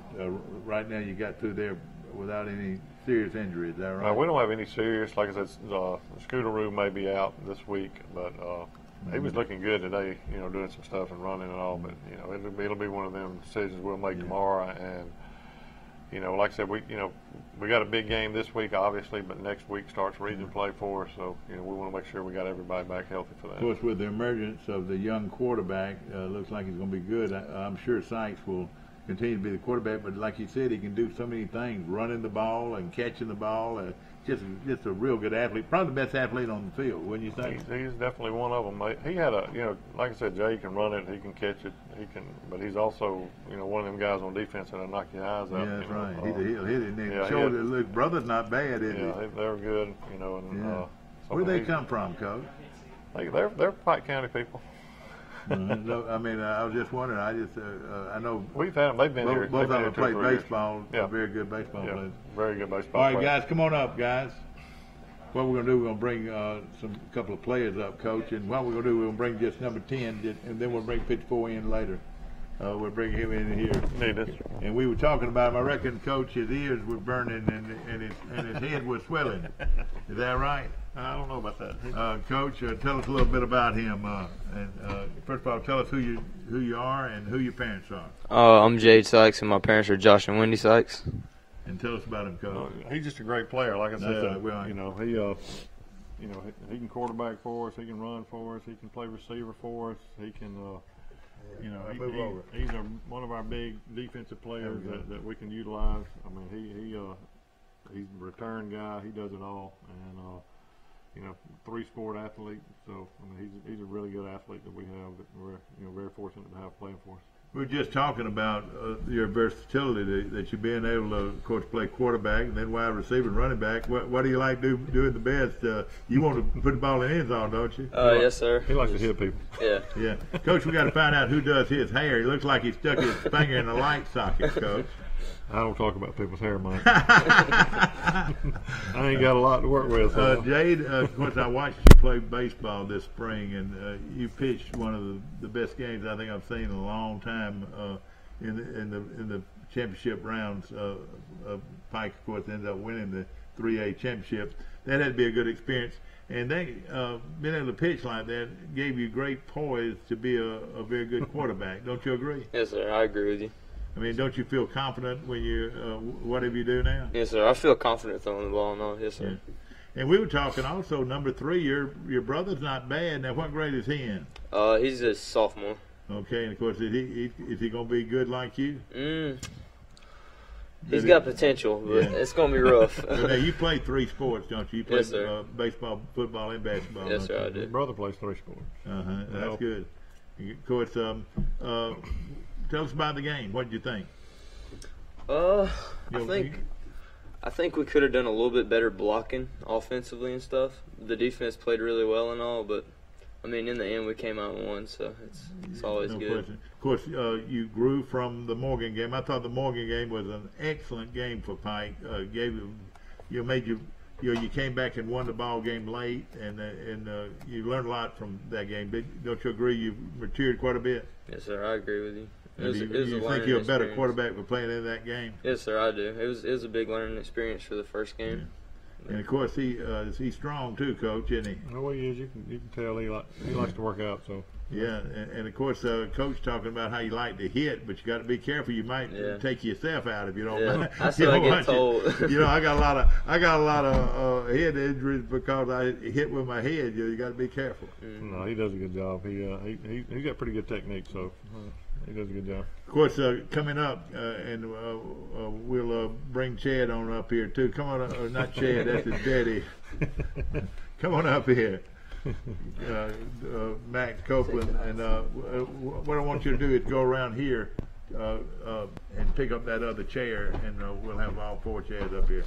Just bring it around the other side. That'd be fine. Behind all that. Of course, this guy right here, Coach, is the talk of Pike County right now. How many tackles did he make this week? He was around 12 or 13, I believe. Yeah.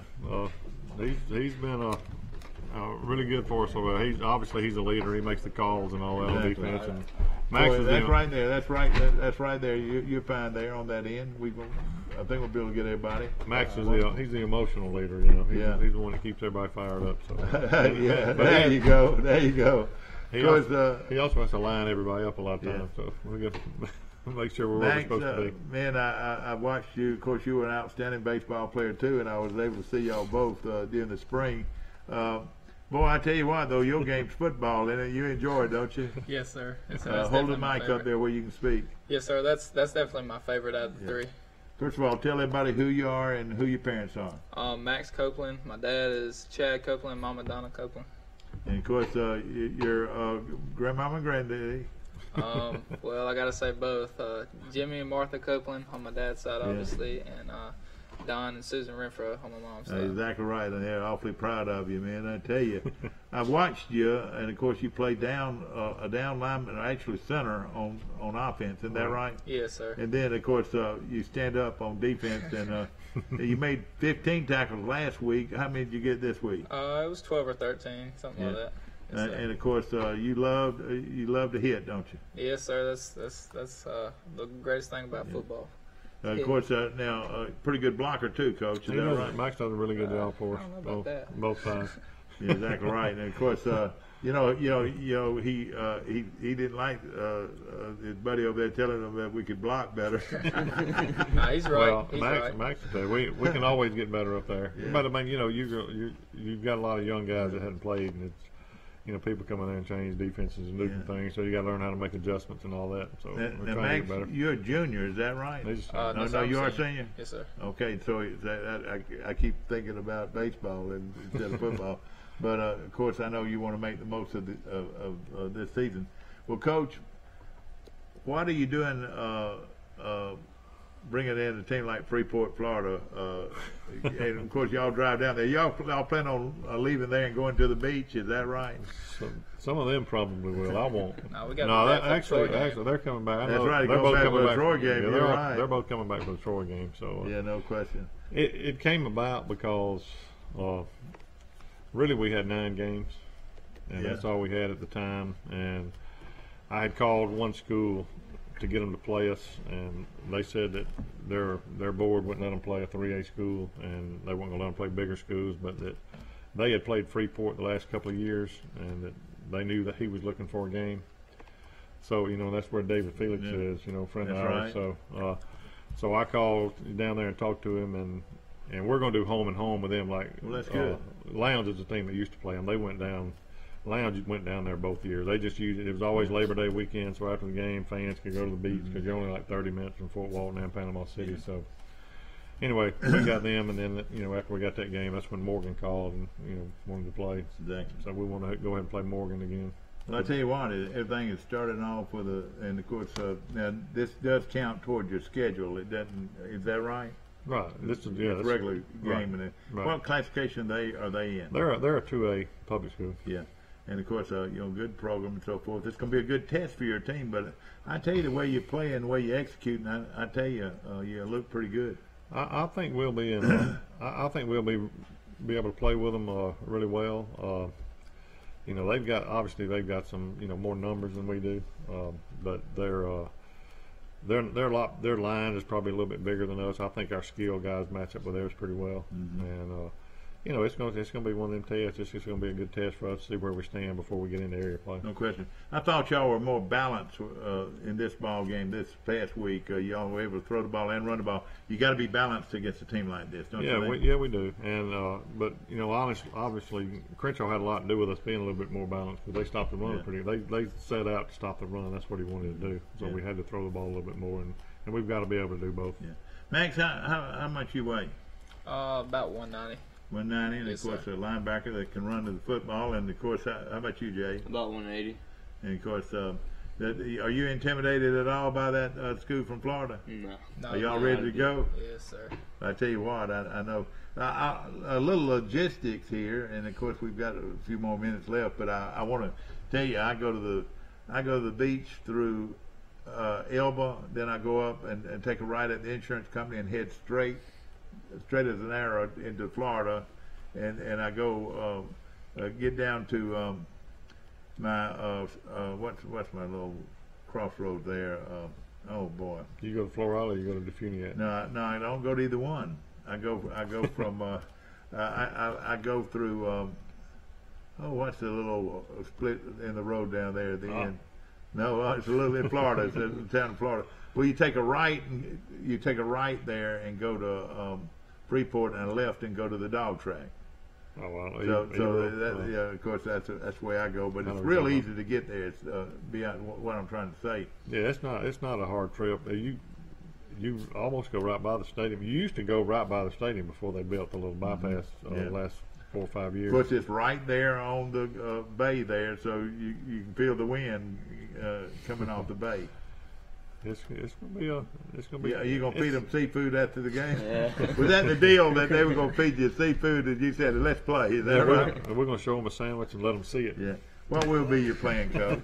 We're gonna leave here about 1:45. We're gonna go to Andalusia, and we'll leave pregame at Big Mike's Steakhouse in Andalusia. Oh man, that's good. And then we'll go down from there and get ready to play. Yeah, so it should be a lot of fun. Yeah. Now, your feeder programs, and I went out and we filmed here on Troy Cable meet the Patriots and had a lot of fun. I was very impressed with your junior high team. Yeah, they played their first game last night. They won 24-6. Who'd they be? Morgan. And so, of course, you feel like you got a good feeder program there. Yeah, we do. Because, like I said, 5 of them guys are playing for us, on varsity, and they got every one of them got to play last week, and they've all got some pretty good ability. So, and our Pee Wee team won, I think it was 18-0. Now, Drew is not their quarterback, is he? He was. He was. He's the quarterback. Yeah, for the 9th grade team. That's right. He does a good job. They've got a good little bunch of kids though. They play really well together. I was very impressed with them. Really, no question about it. They're big. They may be bigger. Their line may be bigger than our line. All right, now you're right. They were that impressive, and of course, good athletes. Of course, you got a Pee Wee program too, don't you? Yeah, the Pee Wee team, they won 18-0 last night, and it was they've done really well the last few years.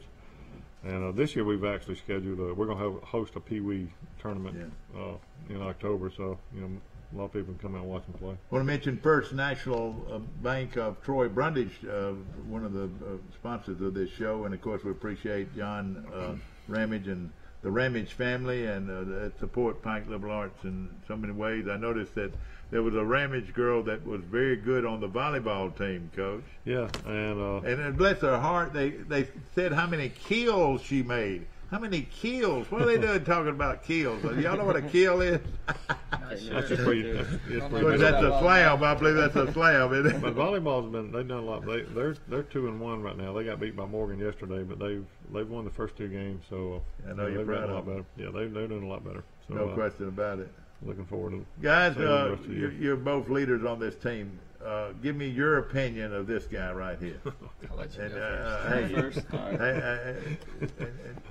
Your opinion of Coach Allen. He'll push us when we need to be pushed, and then when we, when we're where we need to be, he'll keep us there. And if we try to shy away from that, he'll get on to us and be a coach. But. Well, last year, not this year, but last year, I'm a defensive guy. Coach Allen was our defensive coordinator, so I got to listen to him yell at us a lot, yell at me a lot for messing up. Well, I didn't know he yelled. I didn't think he would have yelled. Sometimes he'll raise his voice, Most of the time he's calm, but Coach Allen's a real good coach. Yeah. Really enjoy Coach Allen. I tell you what, he's good people. That means a lot, too. And, of course, it's built a good program at Pike. And, Coach, all right, now, playing a team like Freeport and you're at their place, you're going to have some real leadership. You two guys both are going to have to step up your leadership ability, and, of course, because you got young players. Right now, Coach, how many seniors are you playing on both sides, on the offensive and defensive side? Well, we've only got 9 seniors on the team, but I think everybody plays. I think 8 of them may play both ways. No, 7 of them play both ways. 7 of them play both ways. So you don't even come out of the ball game, do you? No. But you don't want out of the ball game, Well, is that right? That's probably the biggest, I guess, negative, you're going to call it a negative, is, Max and Jade. And, most of our seniors, they're on offense, defense, special teams, they're on everything. So, and, Max hurt his hand a little bit last week because he was our long snapper. Yeah. So now Jade just took over the long snapper and did a great job last week. Exactly. So, it's always good to have a couple. Yeah. So. Max, let me just say this: playing, center is a, sometimes a heartless type position because you got to make your snap and your block, and most times the guy on top of you is about a 300-pounder. That makes it pretty tough sometimes when that nose guard is that big. A lot of people have those big nose guards, though, don't they?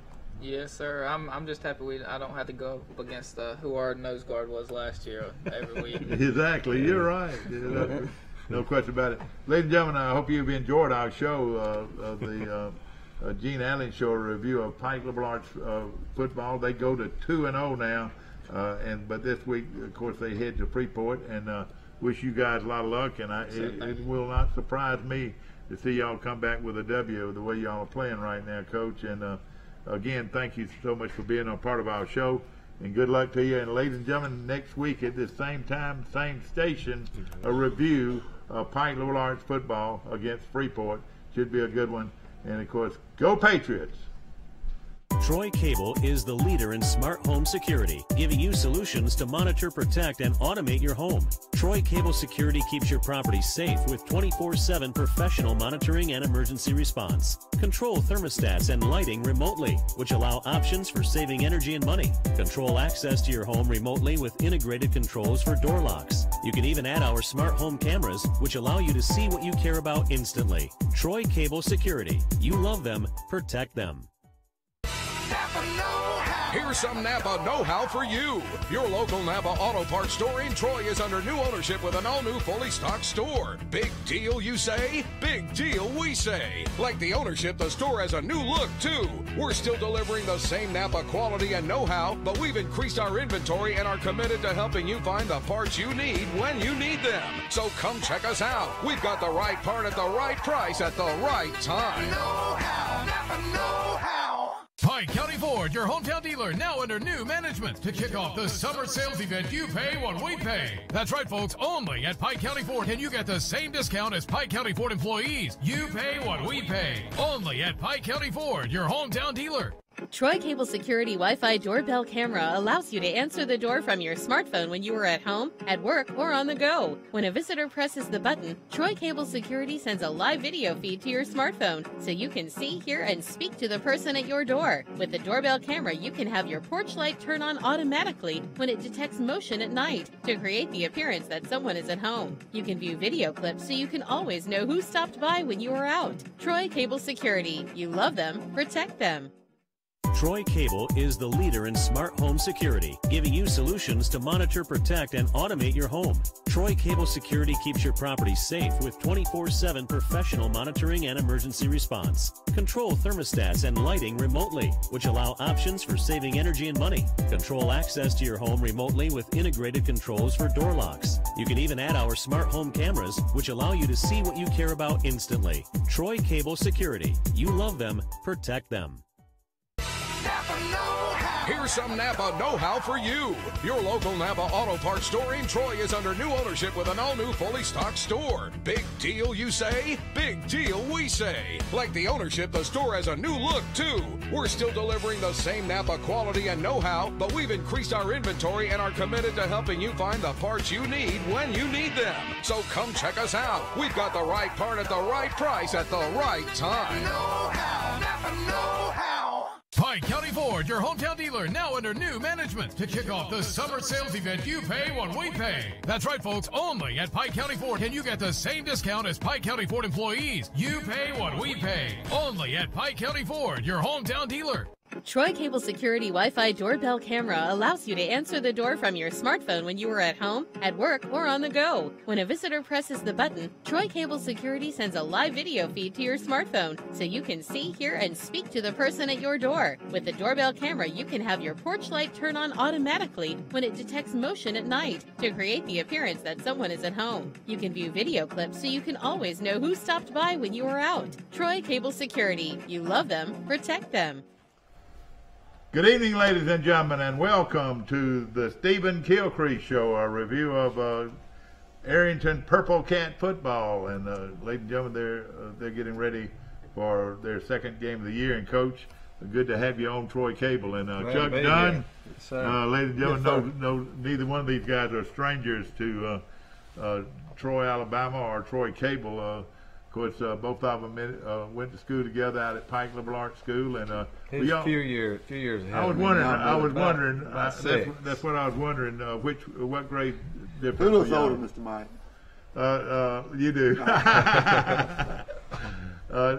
When were y'all in school at Pike? I was 6 years older than him. He was right about that. You're 6 years older, man. There you go. Yeah. All right, and of course, graduated in '94. You were. I was 4 years. Yeah, just 4. And of course, Stephen Kilcrease, for you folks that don't know about his successes as a coach, you won back-to-back state championships in Class 3A at Pike Liberal Arts.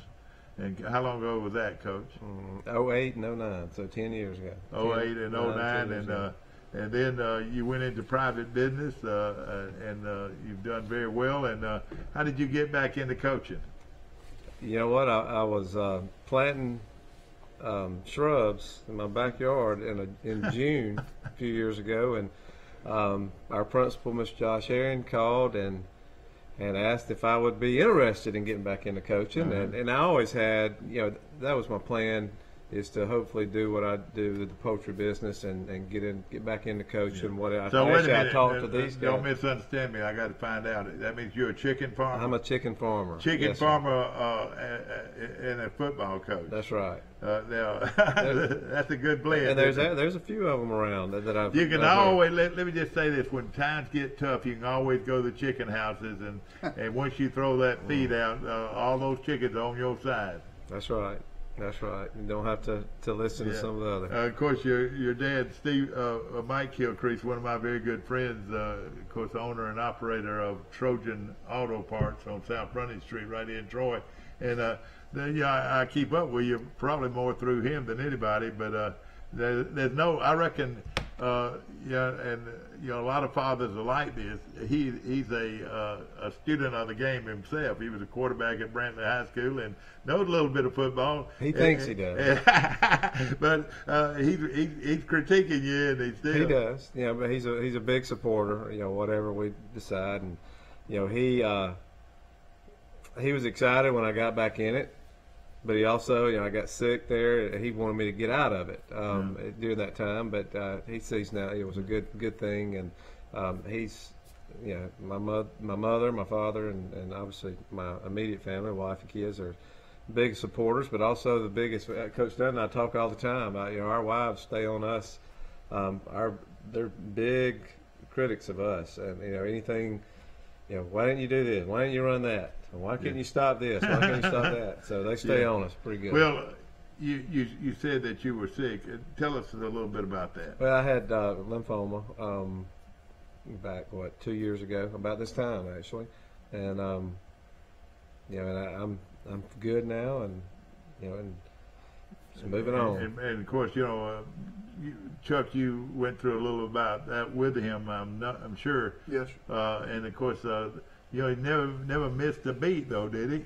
Isn't that amazing? He did. I mean, we all, we have a great group of friends here in Troy.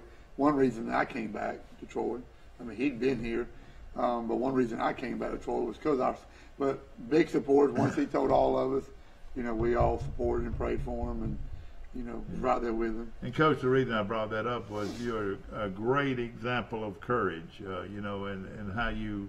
I mean, it didn't keep you from doing anything, even though you were fighting that battle. I commend you for the way you did it. I appreciate it. Again, you've touched a lot of people. I appreciate no question. It. Well, one thing that did lead to the getting Chuck down there. Yeah, exactly. And that was huge. We were able to turn. We do this together. Mm-hmm. I may have that title, but we do it together. Yeah. We do practice plans together. He's actually, he's a defensive guy, but he's coaching quarterbacks now. Oh, gosh. I didn't know that. Mr. Mike, I can pretty still draw. I know but that. we enjoy it, have a good time together doing it, and, the kids love him to death. Yeah, I tell you what, of course, both of you are very well known in the Troy community. And, of course, Chuck, tell us a little bit about your background. You've been at the high school and the college level. Well, for once, I'm finally been in the same place for a lengthier time, with this going on now 4 years that we've been back in Troy, which is a blessing.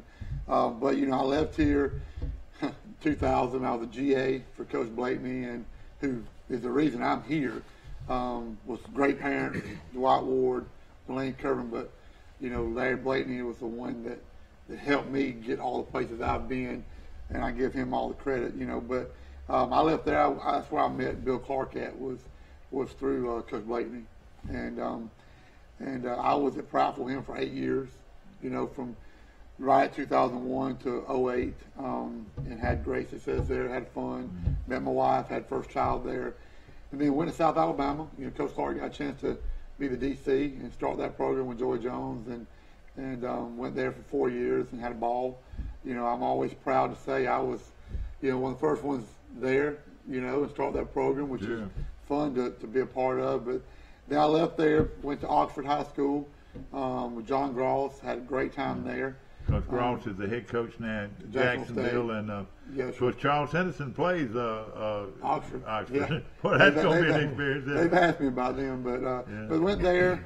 Jacksonville State, UAB, and you all know what happened at UAB, and we family decided, we want to stay in Troy, and we, even though I drive to Ayrton, both my boys, we live here, just bought a house. My boys play rec ball here. My wife just got a job at university, and now for the first time, and I'm smiling because Stephen knows, but my wife has always been the one to load the kids up and take them to school. Yeah. Now I'm doing it because the boys are going to Ayrton, and so. Sure. Long story, but happy where we're at. Ayrton and Coach, it has a lot to do with you and your successes and your demeanor and the way you handle kids. You're getting to be a great sports program, not just in football, but baseball, basketball, every sport. Volleyball. Ayrton is really a small school, but really good in sports. There are. We had a great, our volleyball team, they made it to the final 8. They were, they've got a lot back. I think they only lost one, maybe 2 girls. Of course, Goshen was there too. I think our JV team, did they lose one? I don't think they lost a game. They didn't lose a game last year. Coach Dunn and the girls basketball had a good year, and baseball did. Softball always is really good. Our girls athletes were very good last year. Well, let's take a look at the ball game last week. Of course, you played a very good team in Dale County High School. You lost that football game, but you played well. Well, I don't know.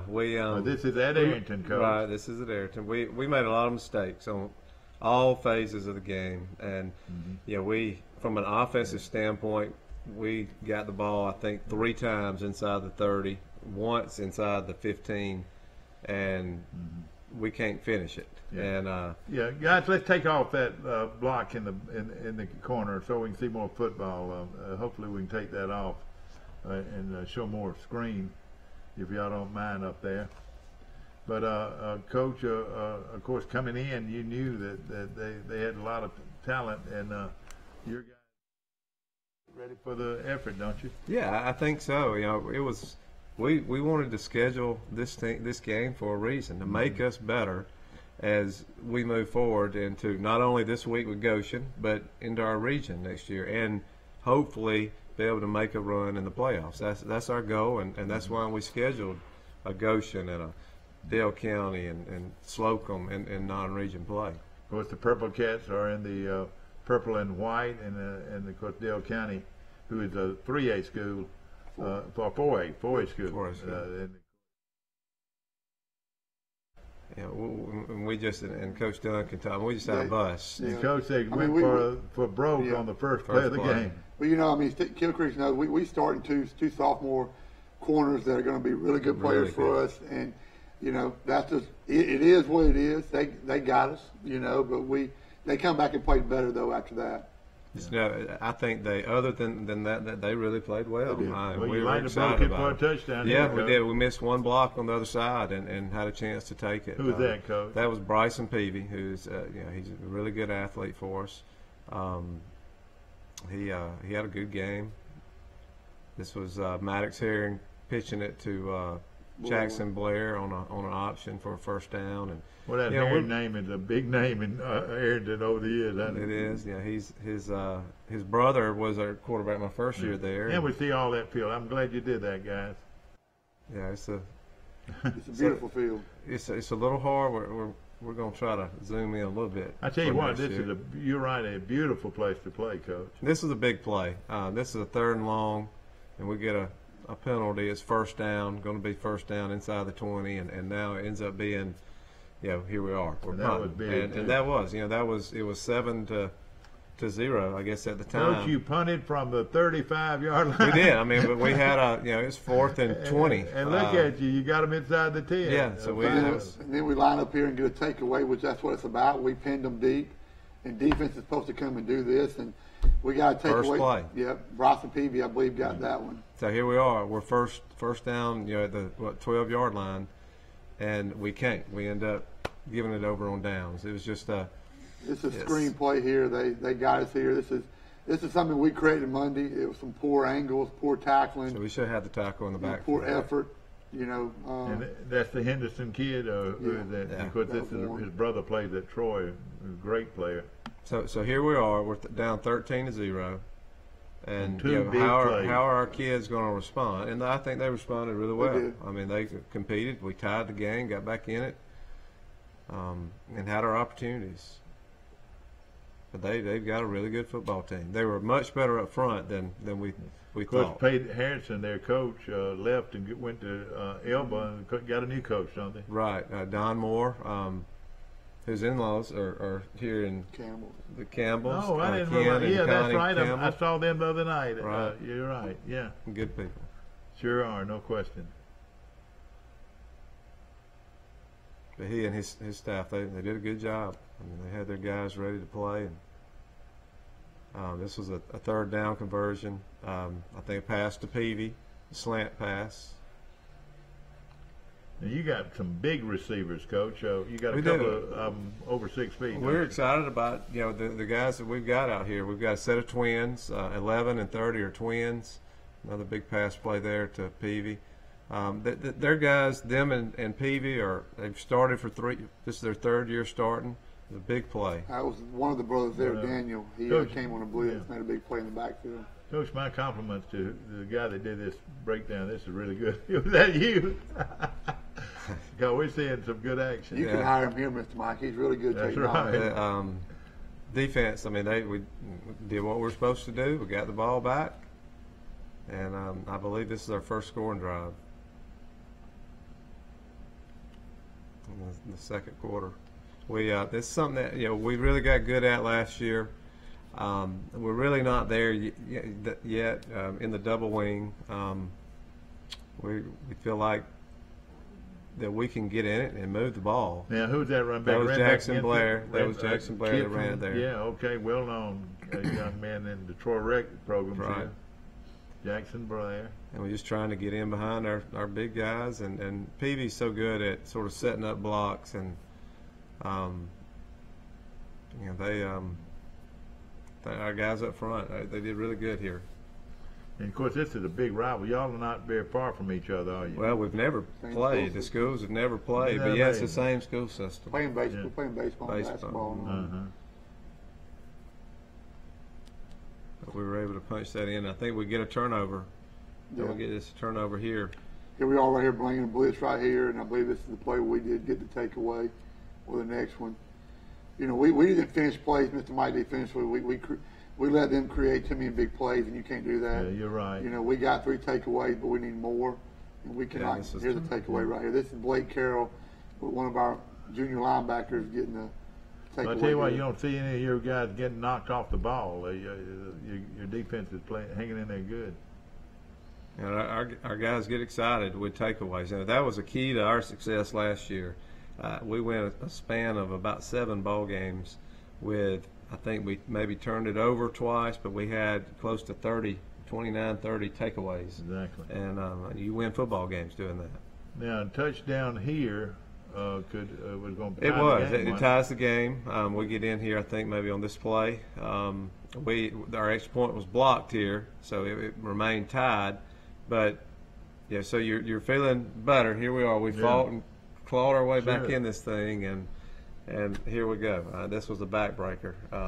This can't happen. Another big play, Coach? Big play. You've already had 2 long runs already. This is a kickoff return. He actually bobbled the ball, hits the ground, turns around, picks it up, and he's gone. Just poor. Yeah, but here's the thing. We have a lot of guys that play all over the field. And, I mean, we let them get a breather there. That's not happening. I can guarantee you they're going to be. That's one thing we talked about. They are going to be on the field on kickoff team. Yeah. And we still should have made the play.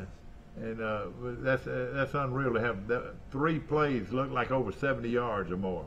It was. I mean, and you lose football games like that, you win football games. You had to eliminate those, and we had to do a better job of that this week.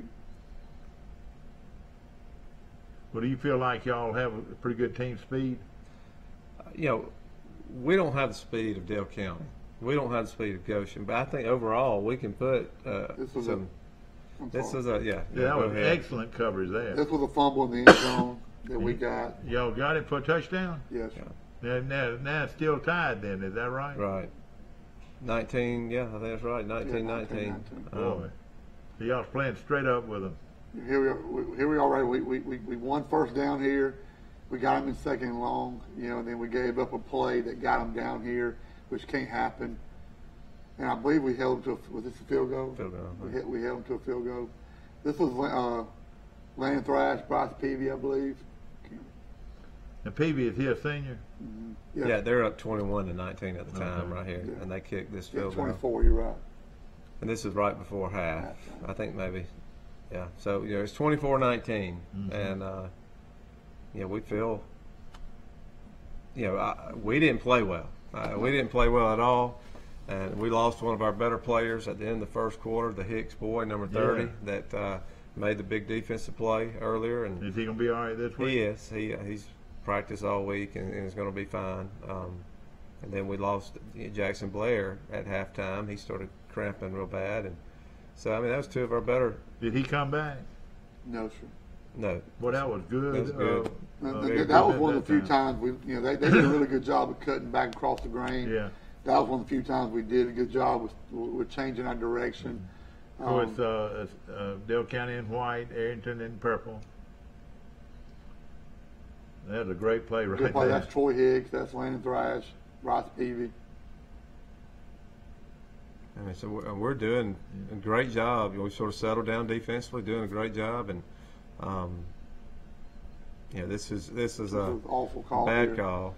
They called us on an interference there. The kids stopped running completely. But we hit them to a field goal, which is a positive. Right. That's a long field goal. Yeah. They had a really good kicker. We're talking I think about it 44 hit the yards. crossbar and bounced in. Yeah, 44-yard field goal. You're right. So they're up 27-19 now, and we get the ball back, and we'll end up breaking one here in a minute. There it is, right there. I think this is not the long one, but it's close. I think this may be it here. They called us for a holding up top. I just didn't really see it, and that was a huge blow for us. Who is this scoring? Bryce Peavy. But I thought it was a great block, and that was sort of the one that took the win out of our sail. We didn't stop them after that. We let them score 2 more times, and this is pitiful tackling, bad angles. Is that another Henderson again? Is that 1 or 5? Just one of them left. They were twin brothers. One they. Well, this is Jamaris's brother. This is the one that went to Dothan and came back. We should stay at Dothan. This is not us. We're better than that, and we fixed it. That was something we went to work on Monday and fixed. We did not come to play on these last two drives. Again, we had them hemmed up, but we good athlete, which they are, but you got the defense, you got to retrace, and Well, 3-4 years ago, they beat Charles Henderson at their place. Yeah. That tell you what kind of program. Well, that was with Jamaris. That's right, and that was a good Charles Henderson team. So they're good football players. Right. Peyton Harrison did a great job for a long time there. But now you're threatening inside the 35. Yeah, this is sort of I don't know, maybe 5-6 minutes to go in the game, and we end up not getting in again. And again, you saw. We had a lot of mistakes, both sides of football. I think personally, if we're able to punch some of those in early in the game, we're up. Kids, and then just things sort of steamrolled on us there toward the end. But I thought our kids played well. Played hard. Tonight's game sponsored by our good friends at Trojan Auto Parts on South Grundy Street. Is owned and operated by a guy named Mike Kilcrease. You've known that guy pretty much all your life, haven't you? Pretty much. And of course, when he actually, have you ever worked in the parts business before? I have. I did. In fact, when he bought this, I had told him that I would help him. Yeah. and when I get done with my chickens, I'd go help him. Well, as soon as he opens it up, that's when Ayrton called, and so he blames. He says, "Yeah, you got in the coaching." When he's done with his chickens, he makes fun of me all the time about that. No, that's because I grew up on chicken farm, and all of them kind of gave me heck about it. And now, not only him, but another good friend of ours, they both got into it. So. Of course, Ayrton loses what was a lot closer game than people realize. Anytime you give up 3 long plays like that, it's back burning. But you jump out of the frying pan into the fire with the Goshen Eagles this week. I did. And they were sitting right here in front of y'all just a while ago. And Coach, tell us about it. Yeah, they're going to be very good. They're going to have the athletes. Got an athlete at quarterback, we feel like, this year. I don't know that he can throw it like Brock did. Brock was a very good quarterback. I thought he was probably the best quarterback we saw last year. And Brock was a lot quicker and could execute a lot better than people realize. Right. So we're expecting a tough battle. We feel like we're going to be better. We've been able to correct some mistakes. We've had a great week of practice, and we're excited about getting on the field. Play somebody else. And you go to Goshen, and that's not an easy place to win. And of course, something I mentioned today on their show, a perfect fit. I mean, Bart Snyder is a perfect fit at Goshen. I mean, the chemistry and all of that. 50-something kids out for football at Goshen High School, and you don't see that in a lot of 5A schools. That's right. He's made believers out of them. That's right. You have. You put together another good year like he had last year. I mean, there's no telling. After looking at the film, of course, you can see 3 long plays where those kickoffs. I know you worked hard on kickoff returns this week. Dunn doesn't coach the kickoff receiver team, does he? It is, it's defense. He does it. Coach Allums does our special teams, and he does a good job with it. But we all take pride in that, and. It just can't happen. Mm-hmm. Let me tell you another thing about Arrington is when y'all play football, everybody in town, you hear those jokes about they shut down all the businesses and the police station. That's about the way it is at Arrington. They support their program, don't they? Y'all have a big crowd going to Goshen, won't you? Oh yeah. We were part of them. They were part about a mile away from the stadium at least.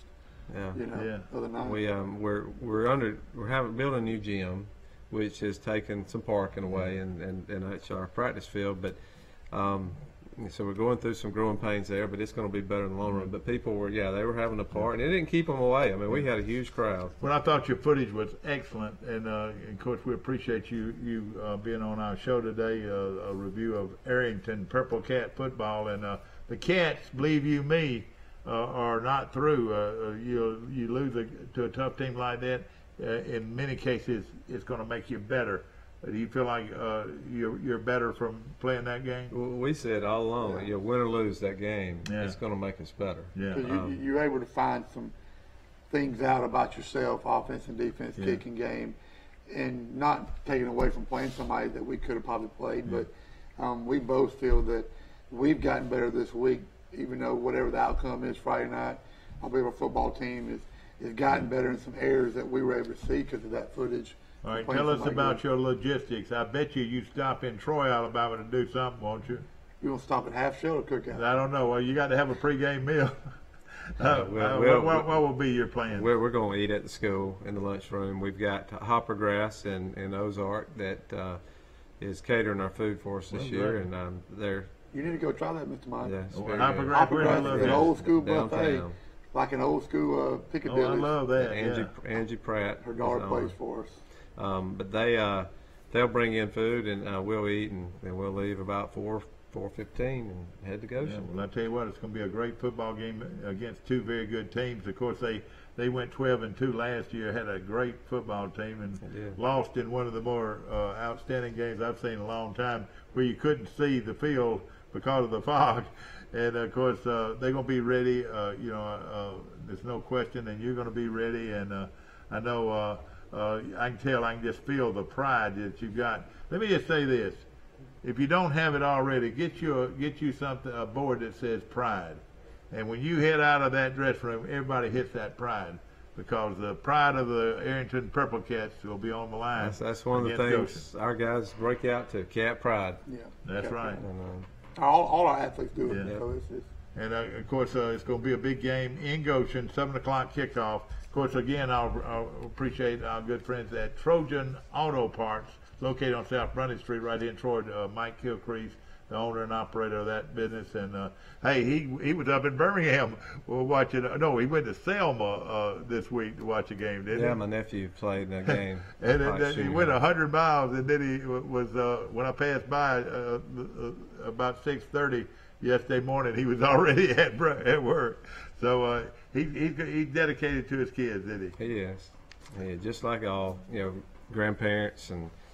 They want to be around their grandchildren and their children. Well, thank you so much, my good friend. Yes, sir. Ladies and gentlemen, the Arrington Purple Cats are ready to go do battle with the Goshen Eagles.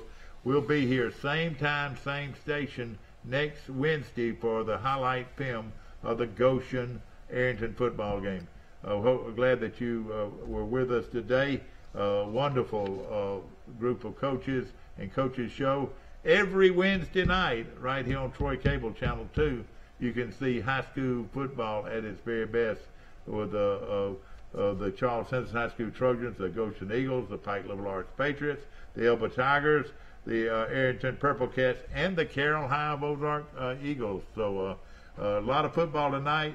Hope you've enjoyed it as much as we've enjoyed bringing it to you right here on Troy Cable. Remember, the Bill Jackson Picks of the Week tomorrow morning at 7 o'clock on the Today in LA show. And then Pike County Forward Picks of the Week on Friday. Looking forward to a great weekend, guys. Go Purple Cats.